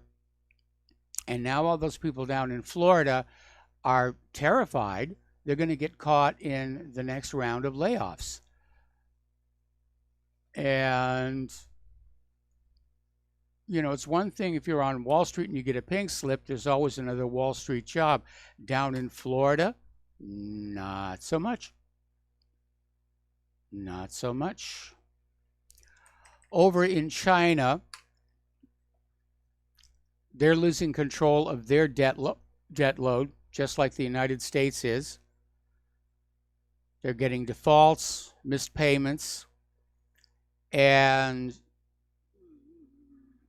I think one illustration is this lady, Zhu Xiaoguang, dubbed the Jewelry Queen, and she was being heralded as the success story because she started selling trinkets on city streets and eventually wound up in China's parliament. She became Ernst & Young's Entrepreneur of the Year, and now her company is in bankruptcy. But China has relied on borrowing to fuel its expansion for at least a generation, not unlike the United States of America. In 2018, China was known for creating 4 billionaires every single week. It's #1 globally in self-made fortunes, but this quick pace of growth also masked strategic mistakes. So this overexpansion into crowded sectors, misinvestments, misallocations, coming back to bite them. And of course, the trade war is not helping at all, one tiny bit. All right, we're coming up here on another commercial break. We'll be right back after these few words. So stay tuned. We'll be right back.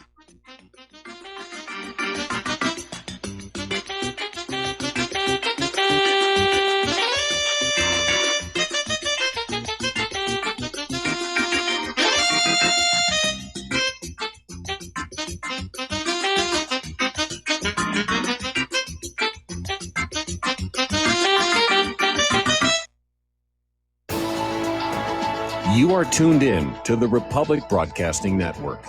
Visit our website by going to republicbroadcasting.org.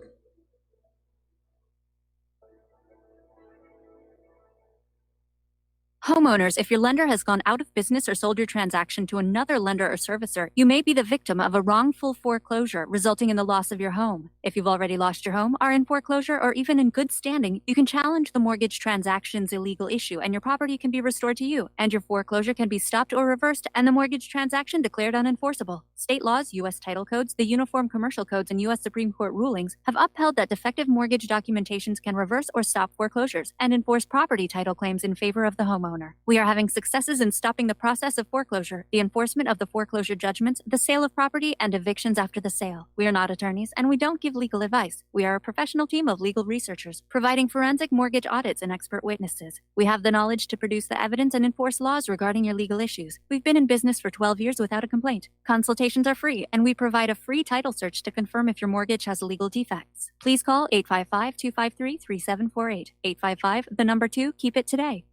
Do you worry a lot? If you're forgetful, nervous, moody, or overwhelmed, chances are you're not protecting yourself from the ravaging effects of stress and anxiety. No matter the cause, ongoing stress and elevated levels of the stress hormone cortisol can rob your memory, your health, your quality of life, and your future. Now you can combat the effects of stress and anxiety while improving your memory and recall at the same time with the dietary supplement Calm and Clever. Studies show that the ingredients in Calm and Clever reduce cortisol by as much as 30% in as little as 1 to 2 weeks and increase your ability to recall facts, names, and numbers in 4 to 12 weeks. Calm and Clever was created by scientist Kurt Hendricks, a principal investigator in 2 NIH-funded studies on Alzheimer's disease. Try Calm and Clever for 2 months. You'll feel the difference. Call 1-800-758-8746 or go to calmandclever.com. It's happening, ladies and gentlemen. We here at RBN are working with Front Sight Firearms Training Institute to bring our audience the best in combat, tactical, and defensive firearms training. Whether you're a private citizen who is new to firearms or you have a concealed weapon permit and want a level of training that surpasses what you've received from your local gun range, Front Sight provides priceless education and skills taught by seasoned law enforcement, military, and private citizen instructors to levels that far exceed law enforcement and military standard. With nearly 1 million responsible citizens trained from every town, city, and state from across the United States, Front Sight has bolstered the Patriot movement to a whole new level. Contact Dan Sutterfield by phone at 573-762-2356 or 573-465-2356 or shoot him an email at domedan, DOMEDAN, at hotmail.com. This is a limited time opportunity. Don't miss it.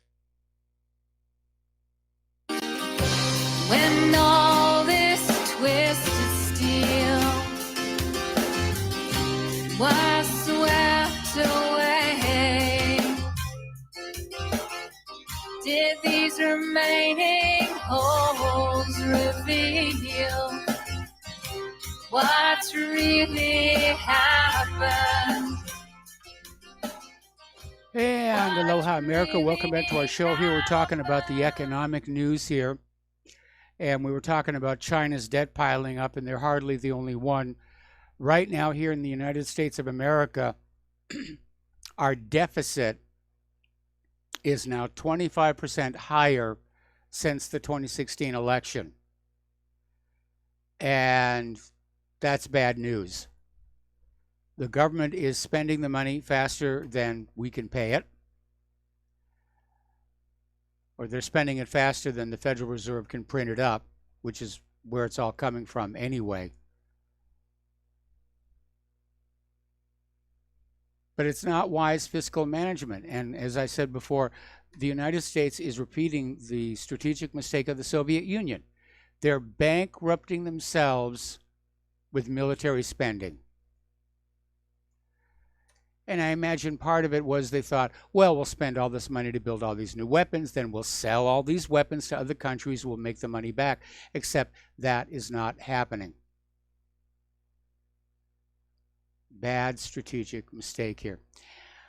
All righty, interesting little story here. There is this container ship. In fact, it's the world's second largest container ship, the MSC Guyane, and it's just been seized by the U.S. government. it was caught carrying 1.3 billion with a B dollars worth of cocaine. And it was seized at a Philadelphia port after having stopped in Colombia, Chile, Peru, Panama, and the Bahamas. Now that is a lot of cocaine. You remember the movie The Usual Suspects? You know, in that movie it was like $91 million worth of cocaine.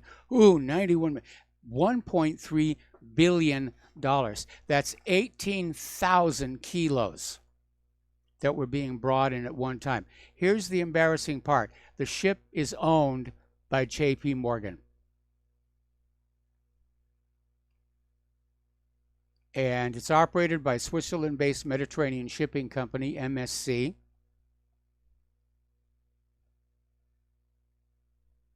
So I don't know, is J.P. Morgan going the same route that DeLorean did?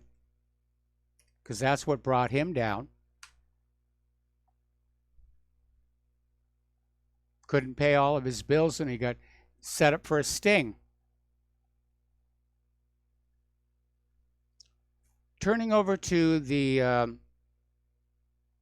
immigration citizenship situation, Nancy Pelosi is out there flapping her gums again, saying that the census citizenship question is about trying to make America white again. Well, America, you know, was, since the days of the Pilgrims, pretty much white.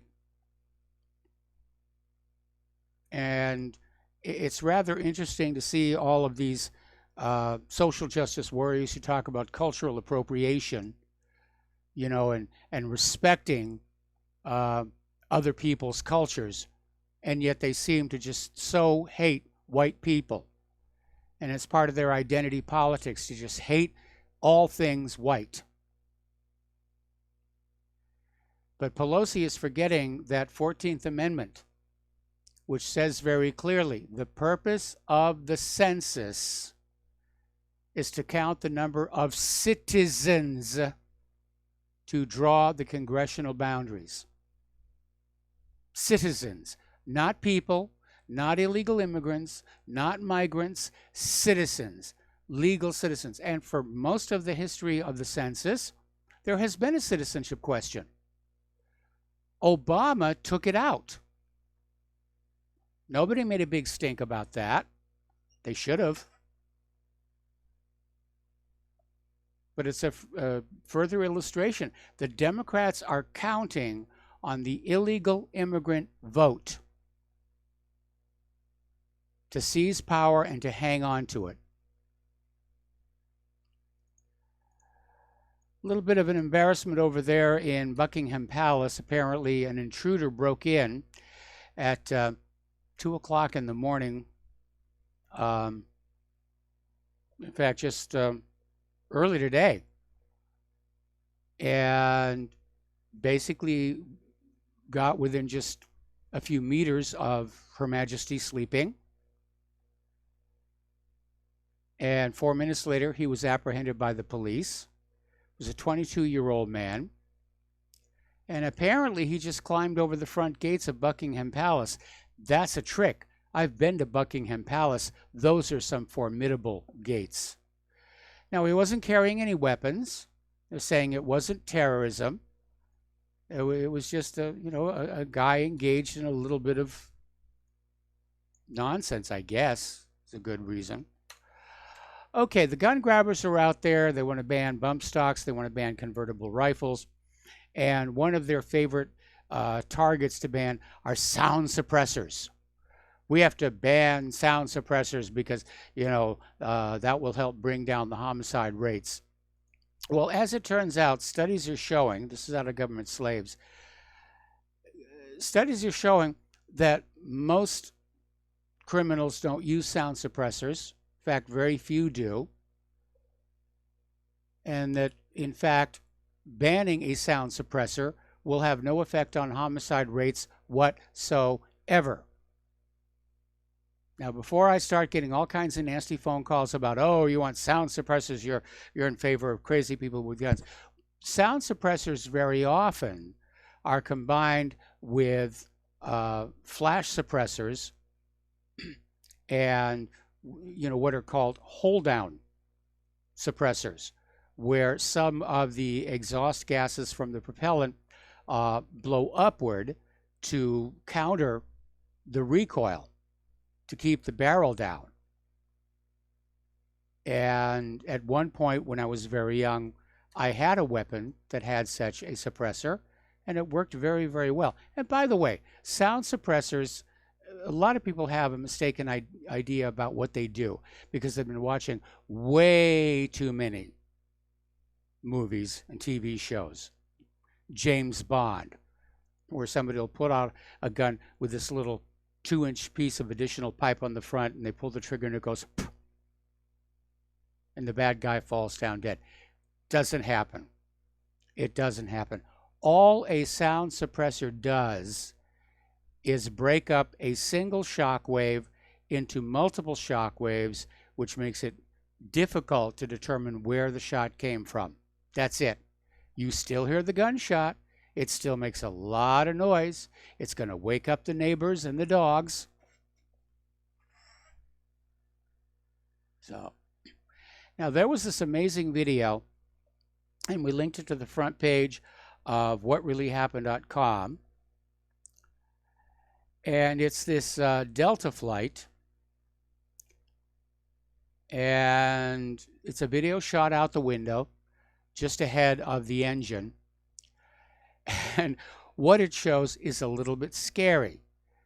It basically shows the rotor cap, that little conical part ahead of the fan blades, literally has broken off, and it's rattling around the inside of the nacelle while the engine is running. And there's this very red hot glowing glow on the axle. Now, maybe that glow is normal and it's supposed to be there. I don't know. But apparently the Delta airline had an emergency landing. It went very smoothly. Nobody got hurt. But I watched that video, and the first thing I was thinking of is, can Claire and I row to Indiana? That's a little unnerving, how many problems they're having with airlines these days. And no, I don't know the particular brand of aircraft that's going on there. All right, Allison Weir over at If Americans Knew is talking about online censorship, which is getting to be a major problem. Back in 2018, If Americans Knew made a 15-minute video exposing Israel's project to censor the internet, which YouTube removed. If Americans Knew reposted the video, YouTube restricted it. So it basically tells you that, yes, in point of fact, Israel has succeeded in figuring out ways to censor our internet.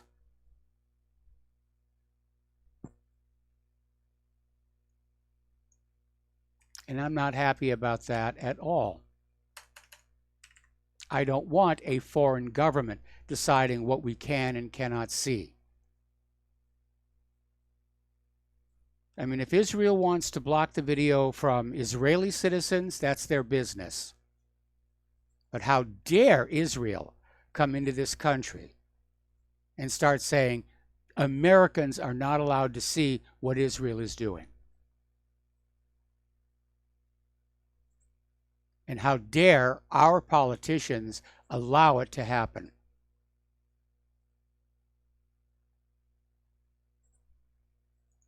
Anyway, apparently there is a type of anesthetic machine used in the National Health System hospitals, can be hacked and controlled from afar if left accessible on a hospital computer network. And basically saying CyberMDX said a successful attacker would be able to change the amount of anesthetic delivered to a patient. and alarms designed to alert anesthesiologists to any danger could be silenced. I think this is a good example of why just because you've got computers doesn't mean it's necessarily a good idea to put everything on the network.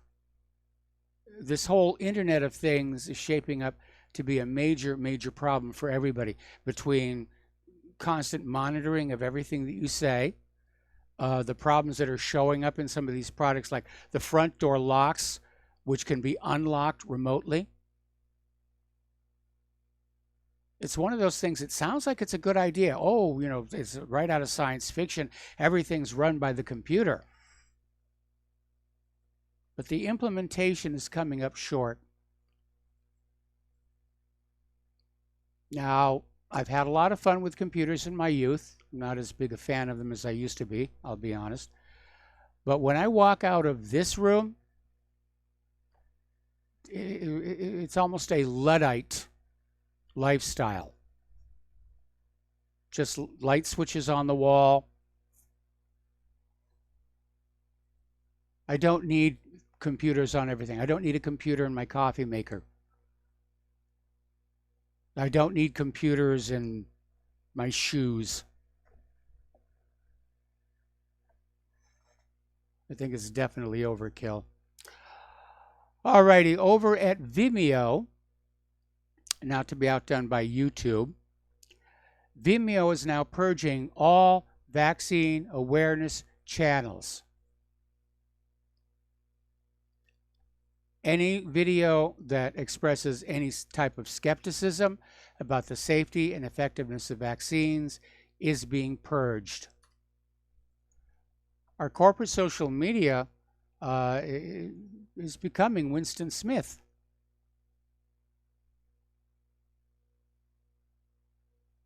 You're not allowed to see information that you need to guarantee your health or to protect your health. All you're allowed to see is information that will convince you to buy a product. They've been totally, totally compromised. Alrighty, apparently over in Illinois, more people in Illinois are claiming religious objections to vaccines. And apparently that means for every child with a legitimate medical reason not to be vaccinated, there are more than 6 children with religious exemptions. Well, any way that you can get away from this, I think is a good thing. And I'm opposed to mandatory vaccination until we know for sure that these vaccines are safe and effective. And we don't know that.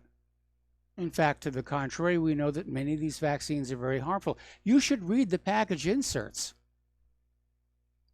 You won't hear this stuff on the TV commercials. Your doctor, your healthcare provider won't tell you. Read that package insert. Take along a magnifying glass. It's in really, really tiny type. And it'll say, this vaccine can cause all of these negative possibilities. And it may or may not work. And as we reported yesterday, this year's flu vaccine does not work because a new strain has emerged in the wild this season. See, the way the flu vaccine is done, they literally take a guess 2 years ahead of time. What will be the major flu in this year? Well, we think maybe this flu will come back. And that's what they brew up the flu vaccine for. And it takes them a while to get it cultured and into the factories and into the stores. And so if something changes, if there's a new flu strain, it simply does not work. And there have been so many cases in recent years where the flu vaccine doesn't work for that very reason. They guessed wrong. They simply guessed wrong. But they go on selling it. They go on insisting that you take it. And I would think that if there is one inalienable right or unalienable right, Mr. Adams. It's control over what goes into our body. I don't want to be treated like I'm livestock at a factory farm where some guy comes along with a needle and just sticks me. I want to have some say over what's going into my body. When you hear about all these horror stories from Gardasil and these other chemicals, we, first of all, need to be fully informed, which we're not getting from social media. And then we have to have choice. We'll be back after these few words.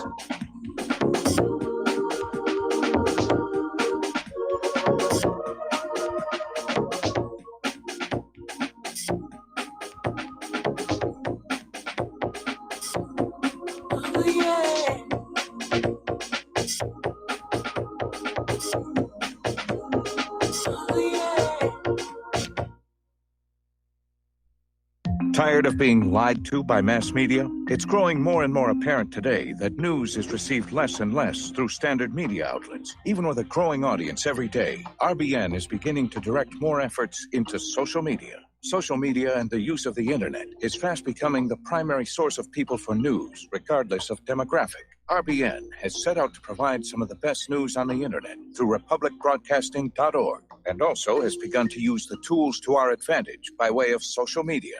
Republic Broadcasting is now operating a Facebook page to function as yet another avenue to have our collective voice reach new audiences across not only America, but across the globe as well. The Facebook page features not only news, but also an RBN player to listen to our broadcasts. Get involved by visiting facebook.com/Republic Broadcasting and liking our page and share it with your friends and family, because you can handle the truth. The reviews for Extendivite are amazing. Here are some from Amazon. By Christine, great for heart palpitations.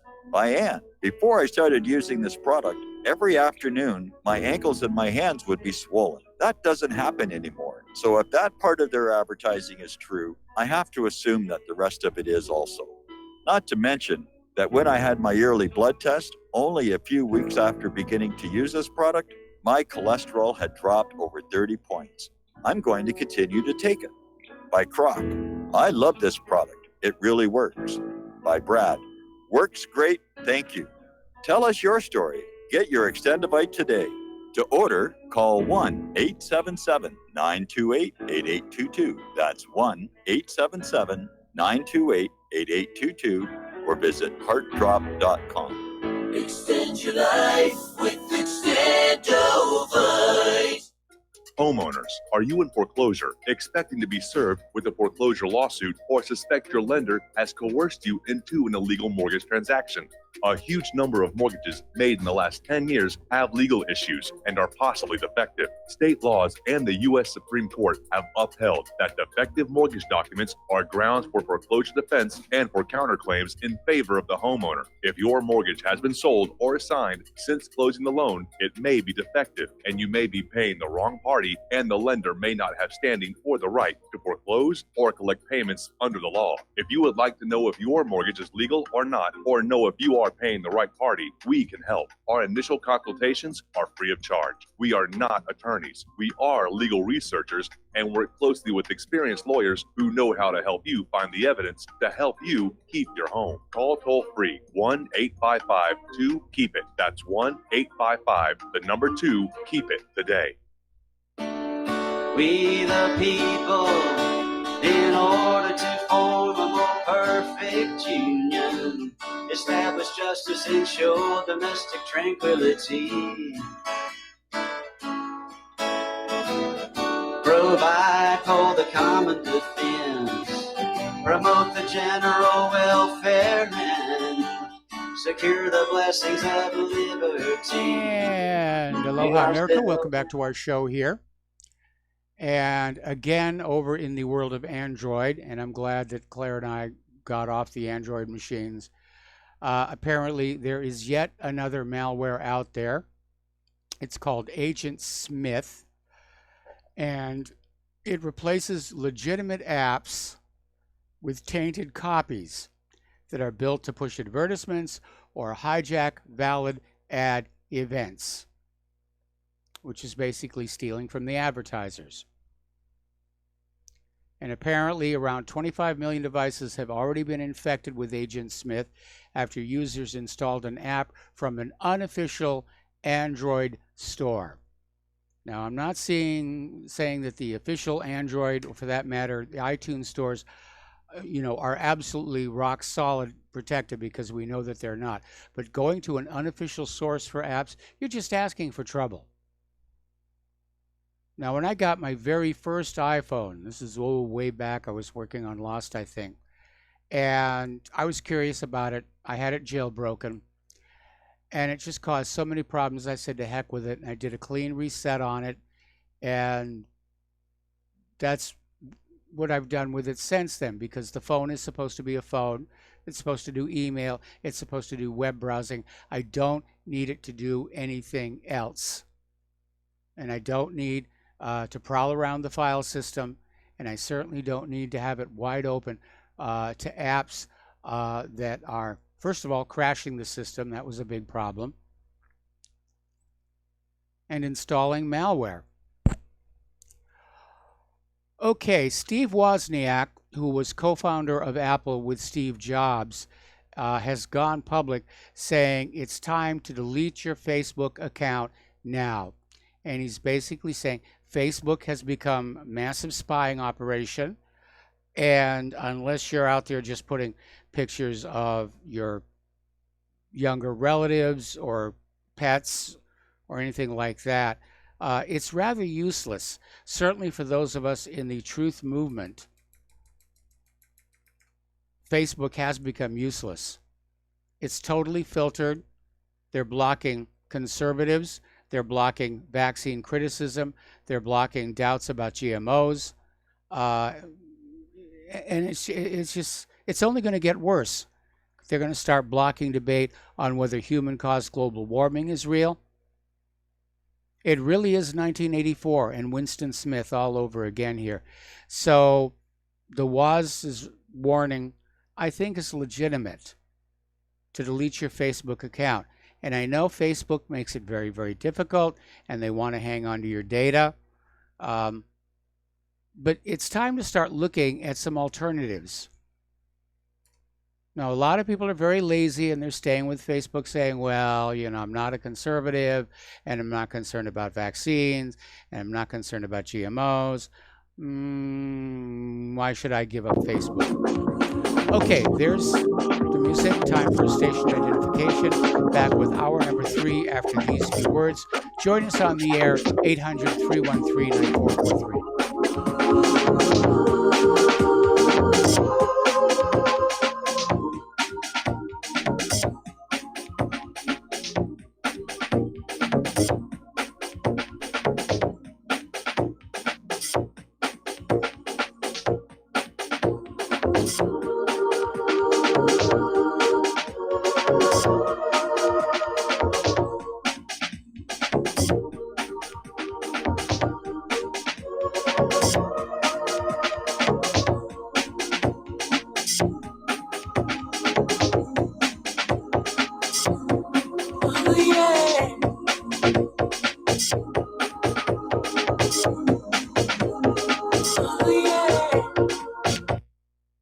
It's happening, ladies and gentlemen. We here at RBN are working with Front Sight Firearms Training Institute to bring our audience the best in combat, tactical, and defensive firearms training. Whether you're a private citizen who is new to firearms, or you have a concealed weapon permit and want a level of training that surpasses what you've received from your local gun range, Front Sight provides priceless education and skills taught by seasoned law enforcement, military, and private citizen instructors to levels that far exceed law enforcement and military standard. With nearly 1 million responsible citizens trained from every town, city, and state from across the United States, Front Sight has bolstered the Patriot movement to a whole new level. Contact Dan Sutterfield by phone at 573-762-2356 or 573-465-2356, or shoot him an email at domedan, DOMEDAN, at hotmail.com. This is a limited time opportunity. Don't miss it.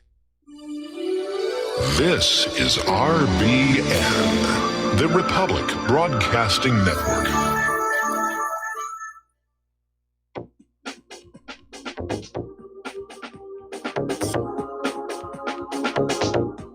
What Really Happened with your host, Mike Rivero. You're listening to the Republic Broadcasting Network, where you'll find out what the Fukushima's going on. And aloha, America. Welcome back to our show here. And we're talking about health and safety and so forth. And by the way, the phone lines are open, 800-313-9443, and we could use a few phone calls. So I'm looking at this story, and it's from naturalblaze.com. And it's talking about how somebody did a study published in the journal Environmental Research looking at kale, which is supposed to be this wonderful, healthy food, and discovered that 60% of kale samples were contaminated with a cancer-causing pesticide. Gee, I wonder which one they might be talking about. And that's another reality we have to deal with in this country. We have a government which turns a blind eye on corporations selling dangerous, hazardous products. As long as it's making money and the corporations are sharing that money with the government, they're perfectly okay with that. They think it's just fine. If you get sick, well, that's good for the medical industrial complex. Okay, now, over at Facebook, Laura Loomer is suing Facebook for $3 billion after being banned. And it was part of this purge that Facebook went through earlier this year, where they banned users including Alex Jones, Louis Farrakhan, Paul Joseph Watson, and of course, Laura Loomer. And Facebook is claiming that they violated company policies against dangerous individuals and organizations. And Laura Loomer is saying that labeling her as a dangerous individual represents a slander, a defamation. And so she and Larry Klayman have filed this monster lawsuit against Facebook. And frankly, I hope they win. I hope they win, because it's time for these corporate media tech giants to understand that they are, in fact, a public forum. Remember, we were talking yesterday about how the courts had ruled that Donald Trump could not ban posters to his Twitter channel because it's a public forum. And apparently there's already a lawsuit being brought against Alexandria Ocasio-Cortez over that same issue, that she bans people from her Twitter feed. Well, sauce for the goose. They're all public forums. You can't just say, this one's a public forum and you can't ban people, but it's okay for Facebook and these others to do it. It doesn't work. Somebody needs to put a lawsuit together on that one. Meanwhile, Facebook has changed their rules as to what is acceptable behavior to allow calls for violence against anybody defined as a dangerous individual, such as Paul Joseph Watson, Alex Jones, Laura Loomer, Milo Yiannopoulos, Louis Farrakhan, and others. They're now considered fair game. Facebook has declared a fatwa on them. Don't say violent things about the people we like, but these others, sure, go ahead. We don't care. We don't. Okay. Now, not too long ago, somebody came on out with this browser add-on called Dissenter, which allowed users to add their own comments to any article anywhere on the internet. And it was done in response to the practice by some of corporate media to either shut down their comment sections entirely, which is happening more and more, or again, to block certain people from posting, or to delete certain comments that were not in accord with the editorial policy. Well, my goodness, this Dissenter add-on, it's people striving for freedom. We can't have that. And so apparently both Mozilla and Chrome have now banned this plug-in because it's an existential threat to the fake news, the wars, and the lies. We're in a battle right now over freedom of speech. And it's very clear, the government is not going to give us freedom of speech.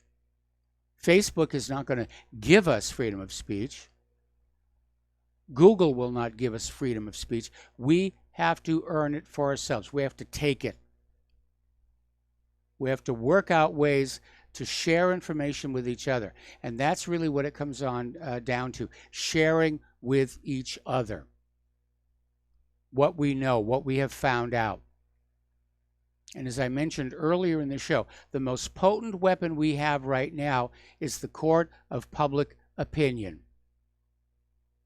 where we go on out and amongst ourselves, amongst 300 million fellow Americans, and we say, look at what they're doing. Look what Epstein is doing. Look what the Clintons have done.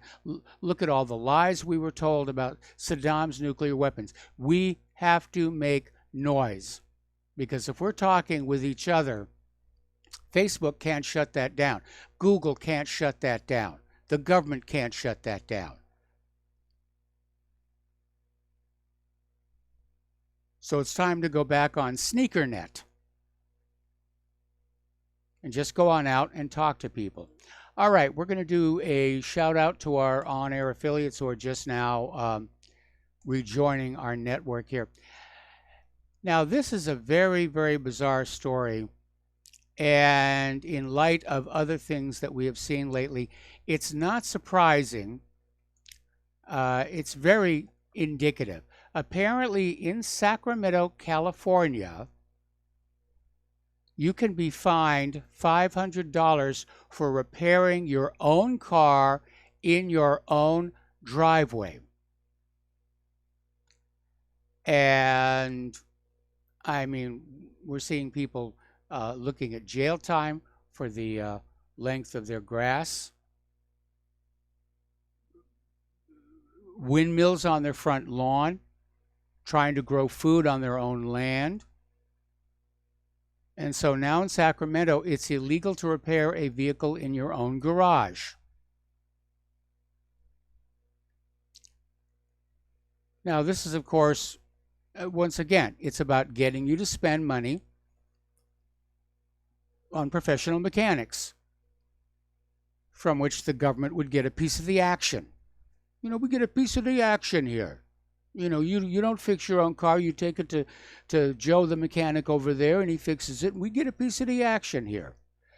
But what you can be fined for fixing your own car in your own driveway, replacing brake parts, minor tune-ups, changing the oil and filter, repairing your own flat tires, lubrication, things like that. Stuff that when I was a kid, that was considered like, you know, that was normal. You didn't take your car to the garage for things like that. You did it yourself. Heck, when I was a kid, I did complete engine rebuilds at our home in West Covina. I did my engine. I did the engine on my brother's Fiat. I helped my mother restore from the ground up a 1952 MGTC. That was like normal. And now they're saying, no, you can't do that. You're breaking the law. You're absolutely breaking the law. And the way the law is written, it's just kind of bizarre. Apparently, there's a provision in there against using tools not normally found in a residence. I mean, I don't know what that means. I just don't know what that means at all. All righty, well, I'm running out of talking points here, so the phone lines are open, 800-313-9443. And let's just see what's going on here. Okay, it is the 10th here. We are a little less than a week away from the anniversary of the launch of Apollo 11. It was also my youngest brother's birthday.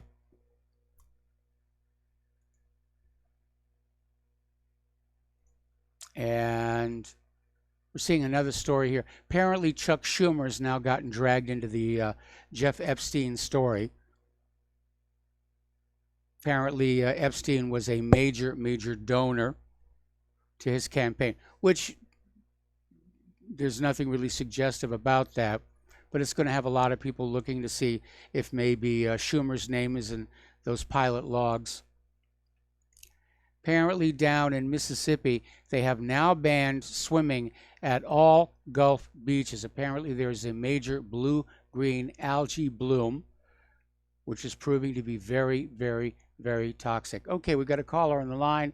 Al in Canada, aloha. Welcome to the show. What's on your mind? Hi, Mike. A little earlier, you were talking about these trillion-dollar deficits with the United States federal government. Yeah. It's the new norm. There's no way around it. No, it's completely out of control. Oh, yes. We're the end stages Yes. of out of control, right? That's why it's like Ronald Reagan in 1980 had a 70, I think like an 80 or $90 billion deficit. And I think it was around 2.6% of GDP. And of course, Paul Volcker, I think at the time, had already jacked up interest rates. So he was, stifling growth, which was apparently out of control. Debt growth, that is, right? Yeah. Because of what Richard Nixon did, which was close the gold window. Yes. There's no convertibility at all. Yeah, I mean, it's like that. Now it was all up to the bankers. You see how that works? Yes. And he also did something with the healthcare. He changed it from being nonprofit. You're talking about Richard Nixon. Yes, he signed the Yes. Health Maintenance Organization Act. Yes, there's another one. He really did a lot of damage to your country. Yes. And it's irreparable. Well, like you have stated. in It can't be terms fixed. in It's terms of crashed. HMOs, I would agree that's irreparable. But we could go back on the gold standard, and there are a lot of people arguing right now that we need to do that, especially if we're going to maintain parity with countries like Russia and China, which are clearly moving to implement a gold standard. Yeah, they're hoarding, as it were. But the problem with doing that is the bankers won't like it, because that automatically can restricts what they are allowed to do. Yes. With their shenanigans. So I don't think it's going to happen. I think it's going to crash. I agree.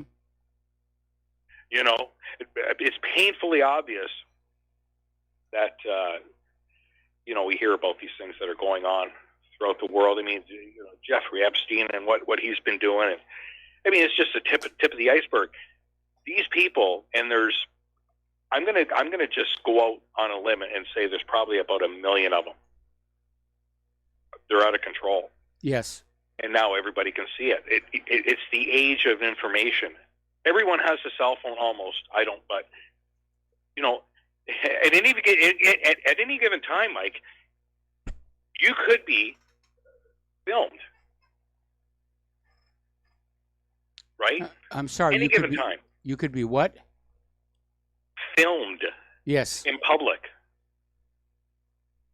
And it doesn't have to be, the cameras that are sitting, that are already there, like traffic cameras and whatnot, because it's going to get worse. But realistically speaking, if we are to believe that, like, Facebook is an intelligence gathering a thing, and of course it is. It's all data and whatnot. And all these apps, we're already there. Like you said, 1984, we are there. There's no doubt about it. We are full on in it. That poor guy is sitting off to the side reading a book. And the problem is we don't have that luxury anymore sometimes. This age of internet things. Everything's looking, everything's, listening to us. Yes. So when you're buying a new TV, even though it won't be online, but it's hooked up to an HDMI cable, is it just audio and video? Well, are you talking about coming in or going out? Because most TVs these days, in order to have the constant software updates, and that's a big problem we have with our Samsung. We'll be watching a TV show, and all of a sudden there's this little pop-up in the middle of the screen saying the Smart Hub has been updated. Do you want to run it now? And of course, no, I don't want to run it now. I'm watching a movie. But yeah, all the newer TVs, they have cameras to watch you. They have microphones to listen to you. The stuff has become so incredibly inexpensive that it's just sort of a matter of course that it gets built into everything that's out there. And we don't know where all the microphones are.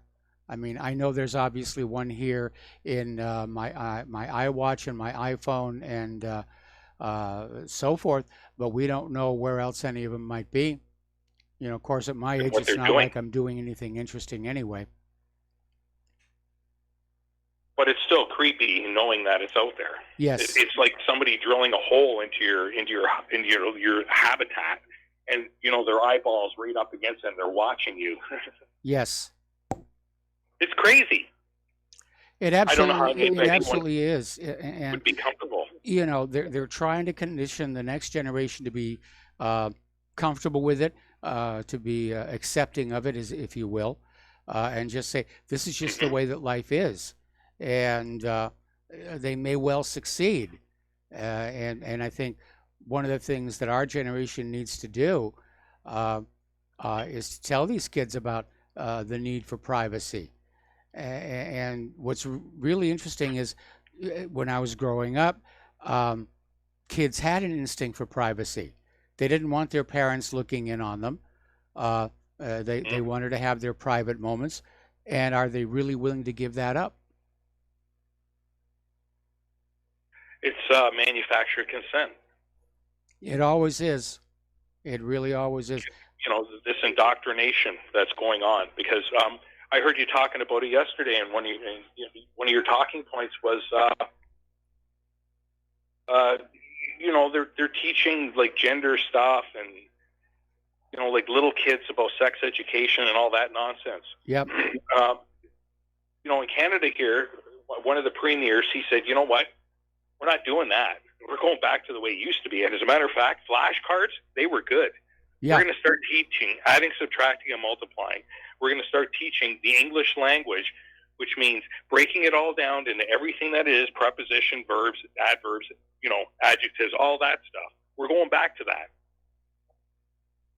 And a lot of people I remember don't when like I that. was in school, we had to memorize the multiplication tables. Of course, this was before the advent of calculators. But I think kids need to be taught basic math so that if they make a mistake on the calculator, they can look at it and say, whoa, that can't possibly be right.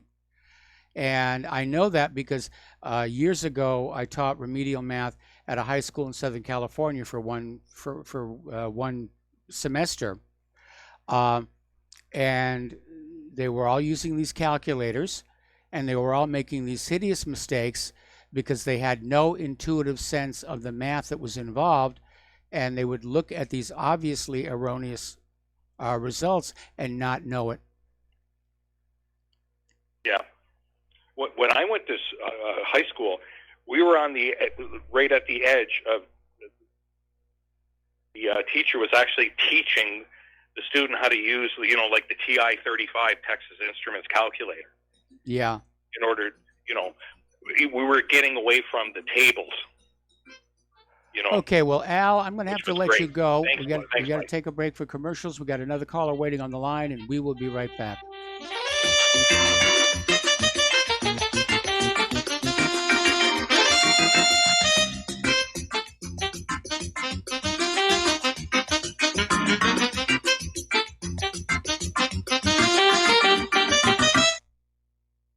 It happens more often than we can imagine. In my case, I was sitting at home, and out of nowhere, I just started feeling uncomfortable. Then it got worse, and I started perspiring. I tried to ignore it, but I waited too long. The chest pain came as we were driving to the hospital emergency. I felt my life clock begin to tick. I barely survived. There was lots of damage done to my heart. What do I do now? I was lucky. I took a leap of faith and tried a 7-herb formula with hawthorn, garlic, cayenne, and more called Extendivite. Herbs have been used for thousands of years to keep us healthy. If you're not using Extendivite as a preventative supplement, maybe it's time to start. To order, call 1-877-928-8822 or visit heartdrop.com. Extend your life with Extendovite. Folks, we're living in a world the likes of which we've never perceived any clearer than we do now. The plan for global governance has been in the works for generations and would have likely been achieved by now, but for the fact that the globalists left open their Achilles heel. With all their tools, Federal Reserve System, fiat currency, no child left behind, and then Common Core education introduced to our schools to dumb us down, vaccines, pharmaceuticals to lobotomize us, GMO foods, insertion of compromised or bought and paid for politicians, judges, mainstream media propaganda, all pieced together like a puzzle designed to ultimately bring the world under submission. But with all their strategy, they forgot one thing: knowledge. And knowledge is power. With knowledge, their bombardment is nullified. Folks, with that, as brilliant and knowledgeable as you've become, among the wisest audience of any radio audience in the world, and you are, I want you to take a moment to reflect and ask yourself, how much of that knowledge did I obtain from Republic Broadcasting Network? How high has my consciousness been raised since I've been a listener? How fast am I now able to discriminate truth from fake news by being a Republic Broadcasting listener? How clear am I now able to see the world since I've been listening to RBN? Ask yourselves those questions, folks. Then ask yourself, what is that knowledge worth to me? Like my morning coffee, how would I survive without it? A voice of truth in a sea of lies. Do we not all need to make sure it survives? Like public broadcasting, we are now finding we can only survive with listener support. Censorship, advertisers being attacked, truth itself being attacked. It's the only way through this. We at Republic Broadcasting humbly ask you to become a supporter. Look at your budget and make a determination of what Republic Broadcasting is worth to you and what you can afford on a monthly basis. Go to republicbroadcasting.org and pledge 20, 30, 40, 50, if possible, 100 a month or more if it's affordable. Click the donate button and become a regular monthly donor. Assure both us and yourself that Republic Broadcasting truth will continue to flow like that morning coffee. The network thanks you.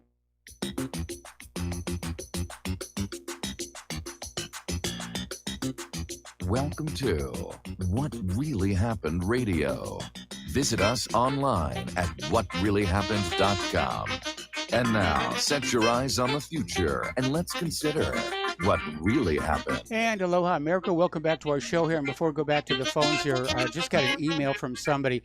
The other day we had somebody call on in and say that Stephen Hawking was one of the people who was shown as flying to Jeffrey Epstein's little pleasure palace down there in the Caribbean.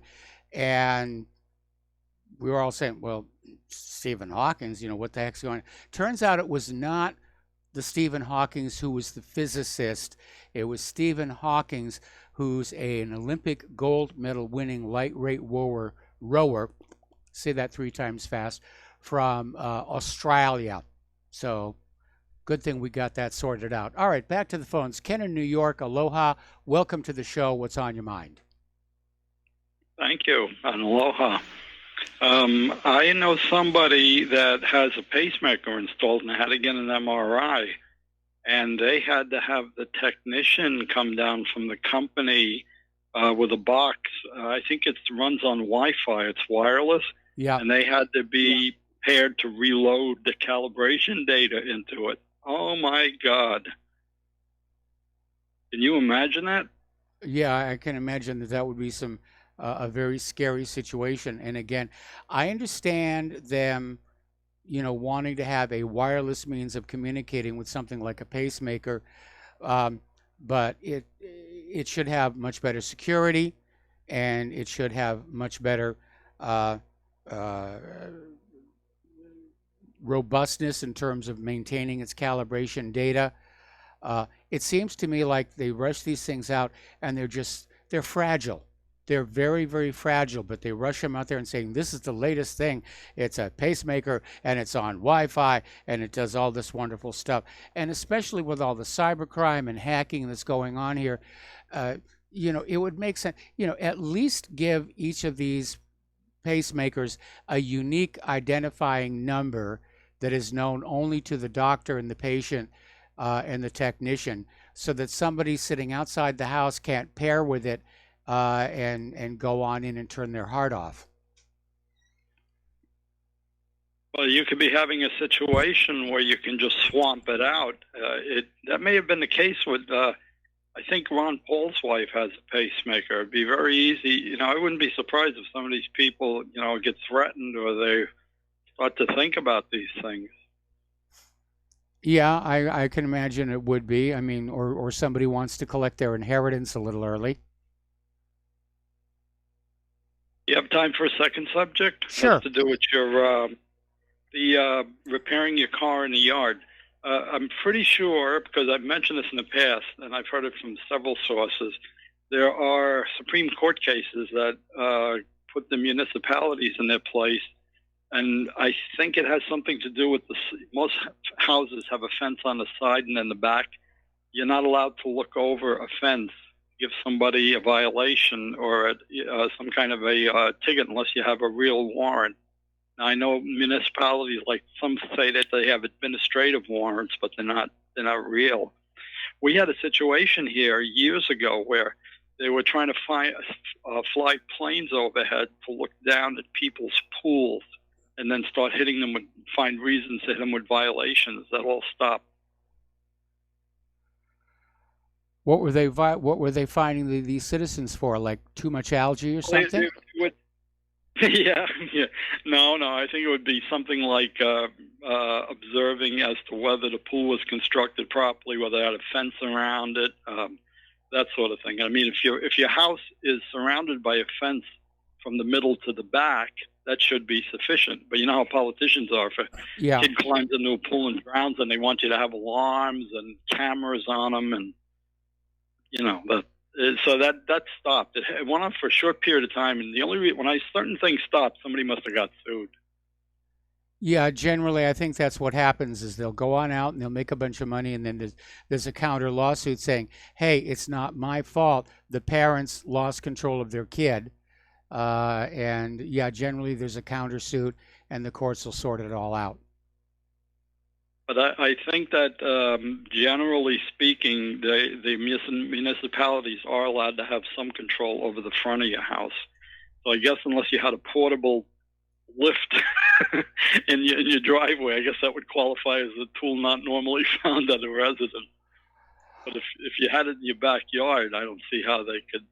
I mean, obviously, if you don't fight something or you don't know you're right, then you're going to be bamboozled into plea bargaining or something like that, in which case you're just signing your rights away.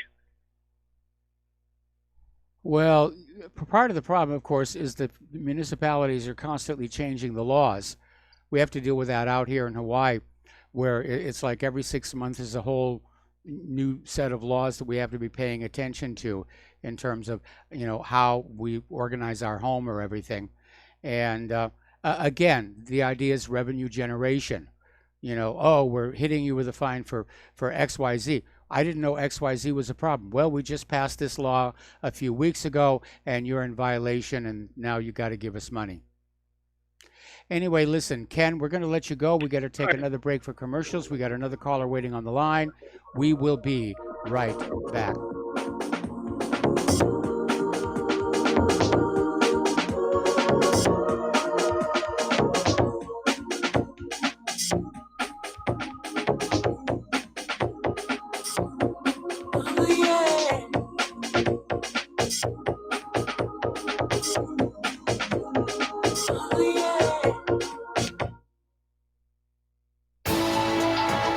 You are tuned in to the Republic Broadcasting Network.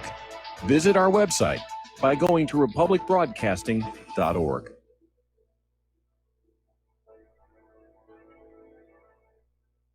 I'm getting older and noticing that my body just doesn't work as well as it used to. So I like to keep fit as possible by hitting the gym a few times a week. Recently, I started having a nagging bicep pain, and it got so bad I couldn't even lift the weights. When I was complaining about it to a friend, he told me about Angioprim. He said chelation helps remove toxins, heavy metals, and cholesterol in veins and arteries that may cause blockages. You know, after just 1 week of taking Angioprim, the pain was gone, and now I'm back in the gym full strength. Scientific research proves the active ingredient in Angioprim has superior oral chelation action that helps promote cardiovascular health. So to learn more, go to angioprim.com. That's ANGIOPRIM.com, or talk to a trained consultant. Call Angioprim toll free at 877-882-7221. You'll feel better with more energy. Call 877-882-7221 or go to the website angioprim.com.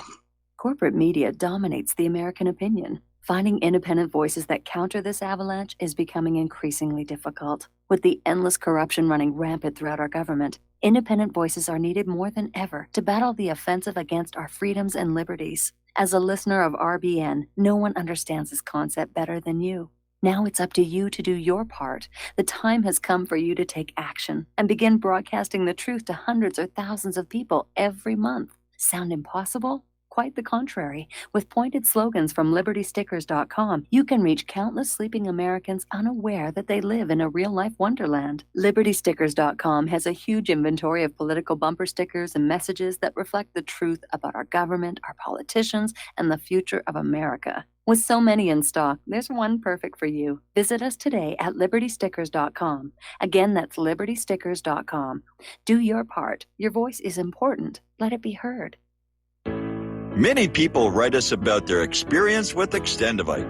Allow me to read you some from Amazon.com. It really does work like the review says it does.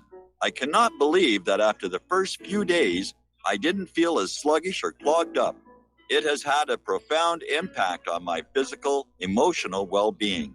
I'm skeptical as most people about products and their claims, and I never write reviews, but this is a wonderful product and I recommend it to everyone.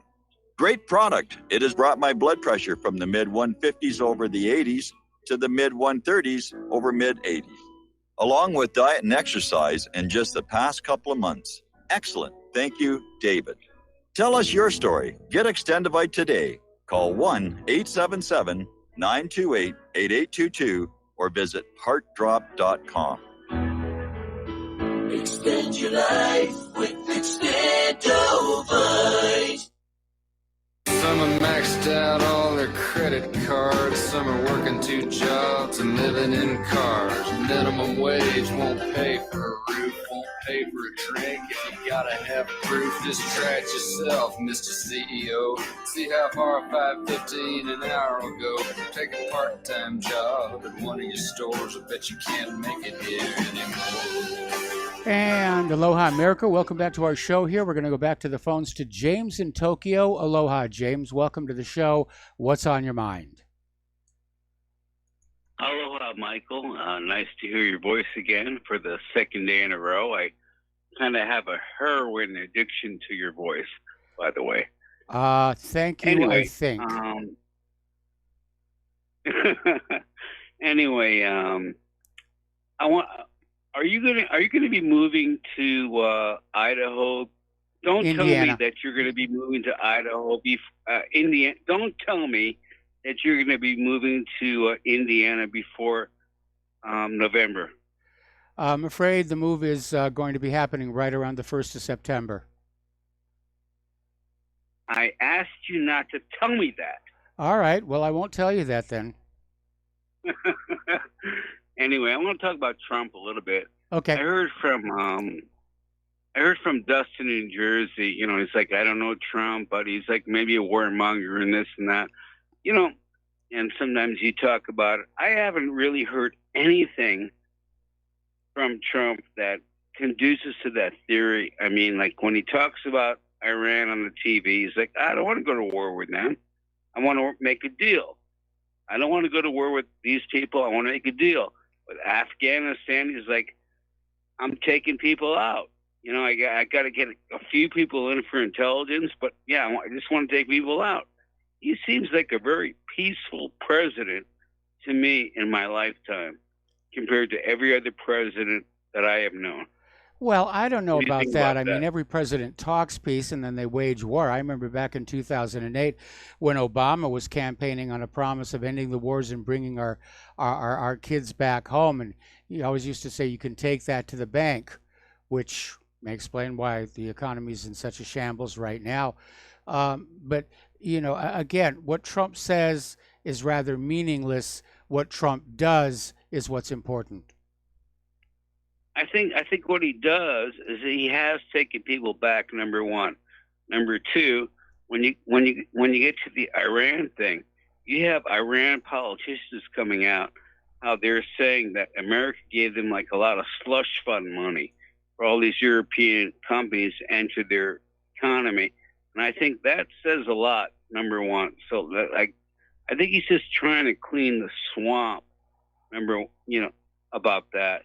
And, like about Donald Trump, like where Dustin from New Jersey is like, yeah, I don't know Donald Trump. Hey, I don't know him either, but I know his best friend. And like a guy I've known for maybe 28, 29 years, like another billionaire in Palm Beach.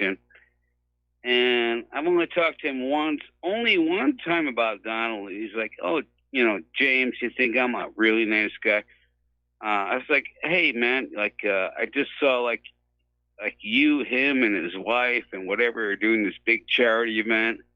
Wow, you're good friends with this guy? This is before he was president. And he's like, yeah, he's a really good friend. You think I'm a real good mensch? I mean, this guy is like even a nicer guy than me, but he's a tough guy. And I don't know. I don't even know what to say. It's like sometimes you just gotta. I think you have to like tell a guy of how he is, like of what he does. And he's taking people out. He's just stopping a lot of bad deals. He's doing tariffs, and the tariffs accommodate lower taxes. I just think it's like the greatest president in my lifetime, and I'm only about 5 years younger than you. Well, I'm afraid we're going to have to agree to disagree because I don't think Trump is a very good president at all. I think in fact, I find myself in agreement with the former British ambassador. He's inept, he's insecure, and we're, almost 2 years, well, more than 2 years into his first term, and I haven't seen much of the swamp being drained at all. In fact, I find it very alarming that he is continuing to stand by Alex Acosta with this whole Jeffrey Epstein plea bargain. And so I'm very disappointed in Donald Trump. Now, I don't think. I'm sorry, Michael. Yeah, I don't think the Acosta thing is going to last too long. But personally, in my life, I've seen a lot of stuff change. I've seen changes in regulations. I've seen changes with the global warming. I've seen him being the only freaking guy that's trying to build a wall and do something against immigration. But especially in my own personal life, the deregulations have really helped me be able to retire in my own life because a lot of companies I invested in have gone from rock bottom to enable me to even retire. And I personally benefited, just from this guy. Well, good that it worked out for you, but I know there's a lot of Americans right now who are not doing very well under the Trump administration, and they're not going to be as fortunate as you are relative to retirement. And I don't think we should judge a president by what they do for one or two individuals, especially their cronies, but what they're doing for the country as a whole. And looking at the country as a whole right now, again, I'm very disappointed in Donald Trump. Doesn't mean I support all of those liberal Democrats who are out there screaming impeachment and Russiagate and the rest of it, because I'm a firm believer in, the process and the restoration of the republic. But as for Trump himself, I'm gonna find it very hard for me to whip up enthusiasm for supporting him next year. All right. So my final question, very quickly, is so if not Trump, who has done everything that he's done so far, and everything that he says he's going to do in the future, I mean, who the heck would you support more than him? Well, at the moment, I haven't seen anybody really emerge right now, although Tulsi Gabbard is looking very attractive. Okay, yeah, she's against a lot of things that you are for, and but if that's what you feel, yeah, I'm cool with it. I have no problem with people thinking how they believe. Hey, Mike, thank you very much for the phone call again. I enjoyed hearing your voice. I hope your health is good and that harp playing angel is doing really well. Yeah, okay? she's doing really well. All right, thank you very much. We're going to let you go. Take care, Mike. All right, the phone lines are open right now, 800-313-9443. And story coming on out of government slaves here. Apparently, Google employees are systematically listening to audio files recorded by Google Home smart speakers and the Google Assistant smartphone app. We may presume that these smart speakers and home assistants are listening in the dead of night when you and your significant other are engaging in carnal bliss. So these Google employees are getting some, free audio porn, as it would be here. All righty, Vladimir Putin yesterday said that 95% of the world's terrorist attacks are orchestrated by the Central Intelligence Agency. I don't have a problem with that. Don't have a problem with that at all. Bill Holter and Jim Sinclair are out there predicting a major crash for the U.S. dollar, saying it'll be sliced in half. They're predicting that gold could hit $87,000 an ounce. I don't think it could go that high. I'm in agreement that it could hit 2,000 by the end of the year, but 87,000 per ounce, I don't see the bankers allowing that to happen, because it would lure people out of their savings accounts. It would lure people out of their brokerage accounts. I don't think that's going to happen here. Okay, on the subject of license plate readers, apparently they are now going private, and apparently landlords are starting to use them to manage tenants and basically keep track of who is coming and going. And I understand the concerns about security and knowing who's going in and coming out. Just up the hill here, we have this rather large apartment complex, and one of Claire's singers lives there. And for the longest time, we'd pick her up, drop her off twice a week, once for rehearsal, once for performance. And every time we went in, they would pull us over and they'd write our license plate down and just give us the whole Nazi treatment. And so a license plate reader probably would make things a little bit easier. Here's a bizarre story, and again, it's coming out of government slaves here. The makers of voting machines are being asked to find out, who owns you. Now, with Diebold, we know who owned them, but there are all these other voting machine makers, and they're now claiming the names of the entities that own them are trade secrets. They don't want you to know who owns these companies that make these voting machines. That, to me, is just a red flag that something is going on here. Alrighty, let's see. Another report coming out of the police about Epstein's New York mansion. Apparently, he had a safe in that mansion. It's a seven-story tall mansion on the east side. And apparently, he had this very large safe in there that was just filled with CD-ROMs of nude and semi-nude photos of underage girls. And they were all carefully notated. Guy's just,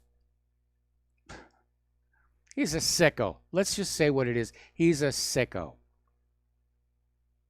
Anyway, another story, this one coming on out from 12160.info, talking about the Robert Mueller investigation and underscoring the fact that they actually failed to provide any evidence that the DNC was actually hacked. This gets all the way back to this whole issue with Seth Rich. And was he in fact killed because he was the leaker to WikiLeaks?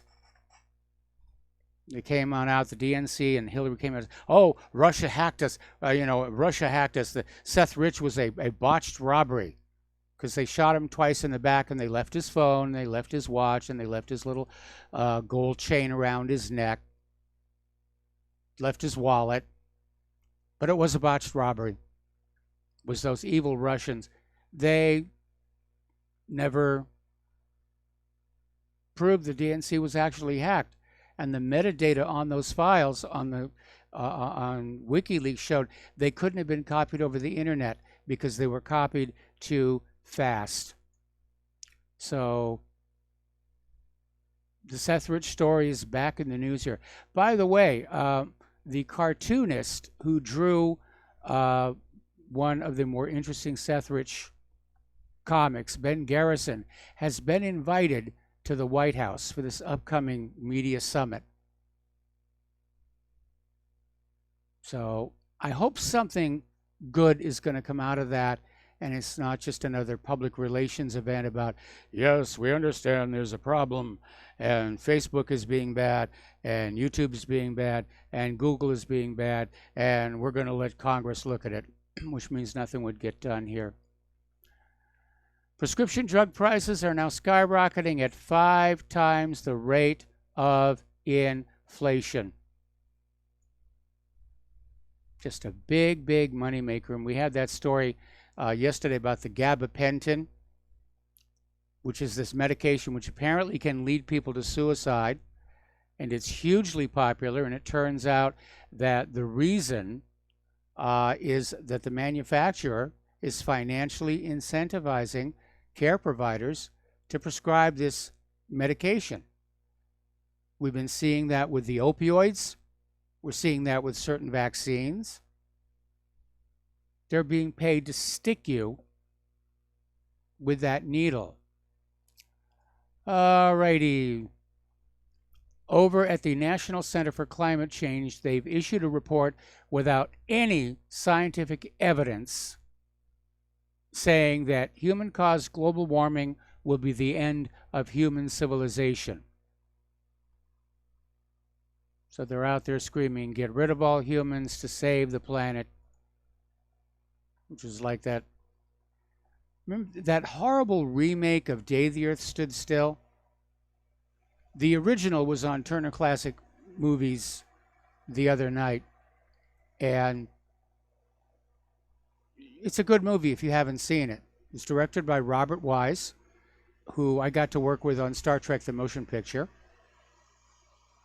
And it was a really good movie. And then they did a remake of it with Keanu Reeves, and they changed it around to humans are bad for the earth, therefore we're going to kill all the humans. I thought it kind of sucked. Okay. More from Ann Coulter. Jeffrey Epstein is the cover boy for a global state-sponsored blackmailing operation.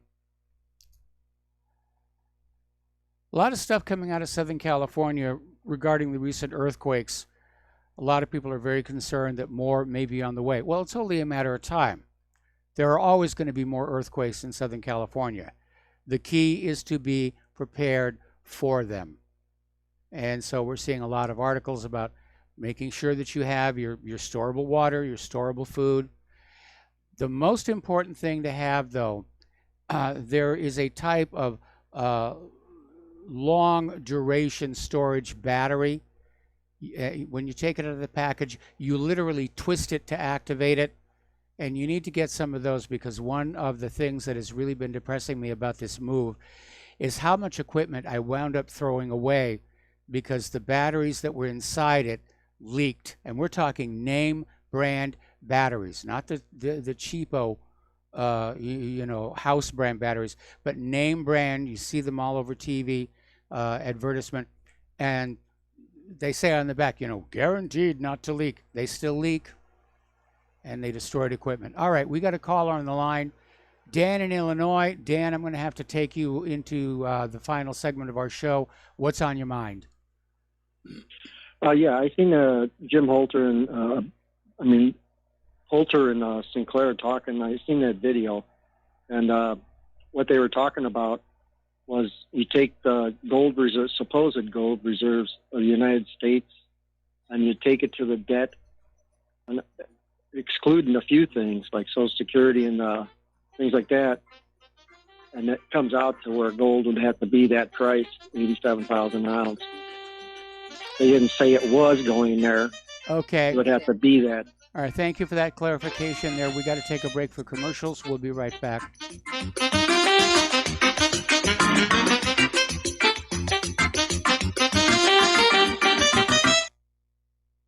Homeowners, if your lender has gone out of business or sold your transaction to another lender or servicer, you may be the victim of a wrongful foreclosure, resulting in the loss of your home. If you've already lost your home, are in foreclosure, or even in good standing, you can challenge the mortgage transaction's illegal issue, and your property can be restored to you, and your foreclosure can be stopped or reversed, and the mortgage transaction declared unenforceable. State laws, U.S. title codes, the Uniform Commercial Codes, and U.S. Supreme Court rulings have upheld that defective mortgage documentations can reverse or stop foreclosures and enforce property title claims in favor of the homeowner. We are having successes in stopping the process of foreclosure, the enforcement of the foreclosure judgments, the sale of property, and evictions after the sale. We are not attorneys, and we don't give legal advice. We are a professional team of legal researchers, providing forensic mortgage audits and expert witnesses. We have the knowledge to produce the evidence and enforce laws regarding your legal issues. We've been in business for 12 years without a complaint. Consultations are free, and we provide a free title search to confirm if your mortgage has legal defects. Please call 855-253-3748. 855, 2, keep it today. Without the right accessories, any guy can be off the mark. Whether you've invested thousands in your arsenal or you own a single trusted firearm, a visit to AROutfitting.com is in order. It's one of the finest online selections of tactical optics and AR parts and add-ons, like EOTech, quick target acquisition with no peripheral loss. Browse the full range of Nikon scopes and binoculars. AROutfitting.com can illuminate your world with Streamlight gun-mounted lights from keychain to large handhelds up to 1,100 lumens. Find some stability with Battenfield Tactical Bipods. AirOutfitting.com has CMMG gun parts, barrels, assemblies, handguards, part kits, and more, plus mag-full clips and magazines. I know I've got you excited, so take a breath. Head to AirOutfitting.com. The site's super easy to navigate and features a ton of technical info, including links to manuals. We also welcome vendor and manufacturer inquiries. Remember, if you don't see it, we can get it at AROutfitting.com.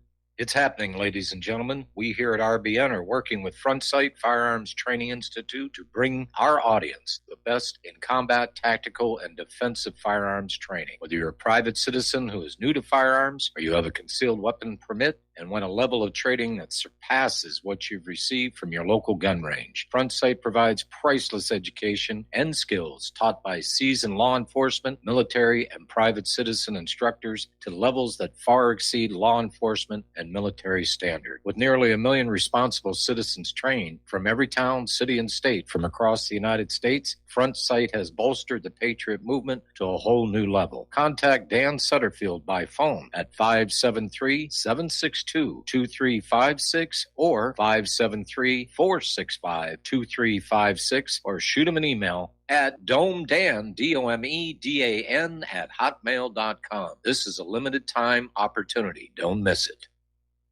We will not go down in the night without a fight.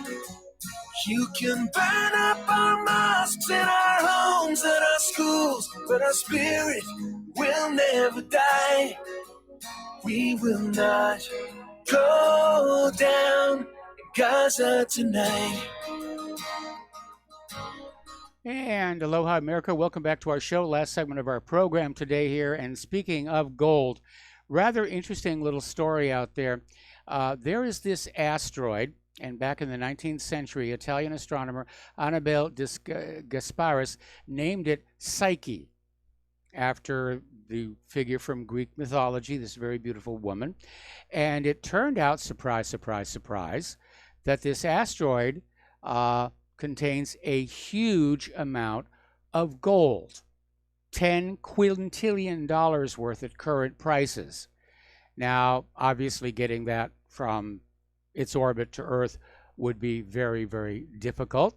But NASA is getting ready to send a probe to land on the asteroid and basically, you know, dig around and take a look at it.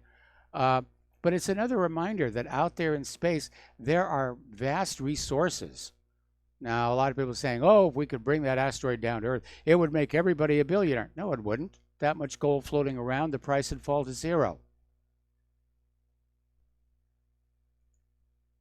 It's the scarcity that makes it valuable. And again, like diamonds, I have to wonder how much of that scarcity is real and how much of it is manufactured, because today's gold mines are producing more gold every month than was being produced every year in the 16th century.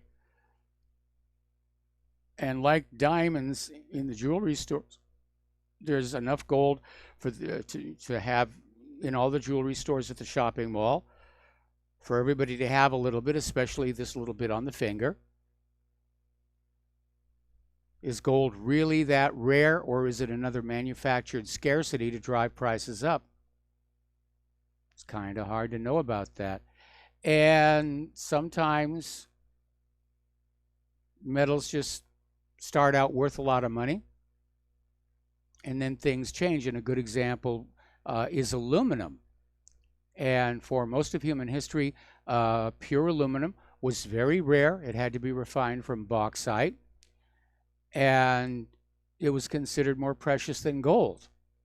Aluminum bars were displayed next to the French crown jewels, and on the very top of the Washington Monument is a little tiny pyramid of pure aluminum, and it was very expensive.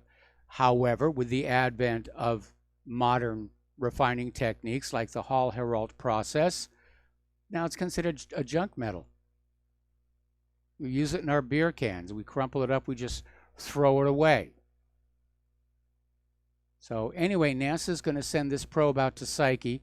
That will be kind of an interesting little expedition.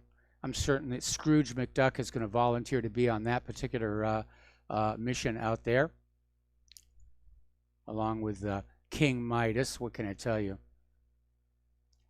So anyway, we're coming up here on the end of the program. And yeah, there's the music. All right, time for me to get on out of here. Get something useful done with the rest of the day.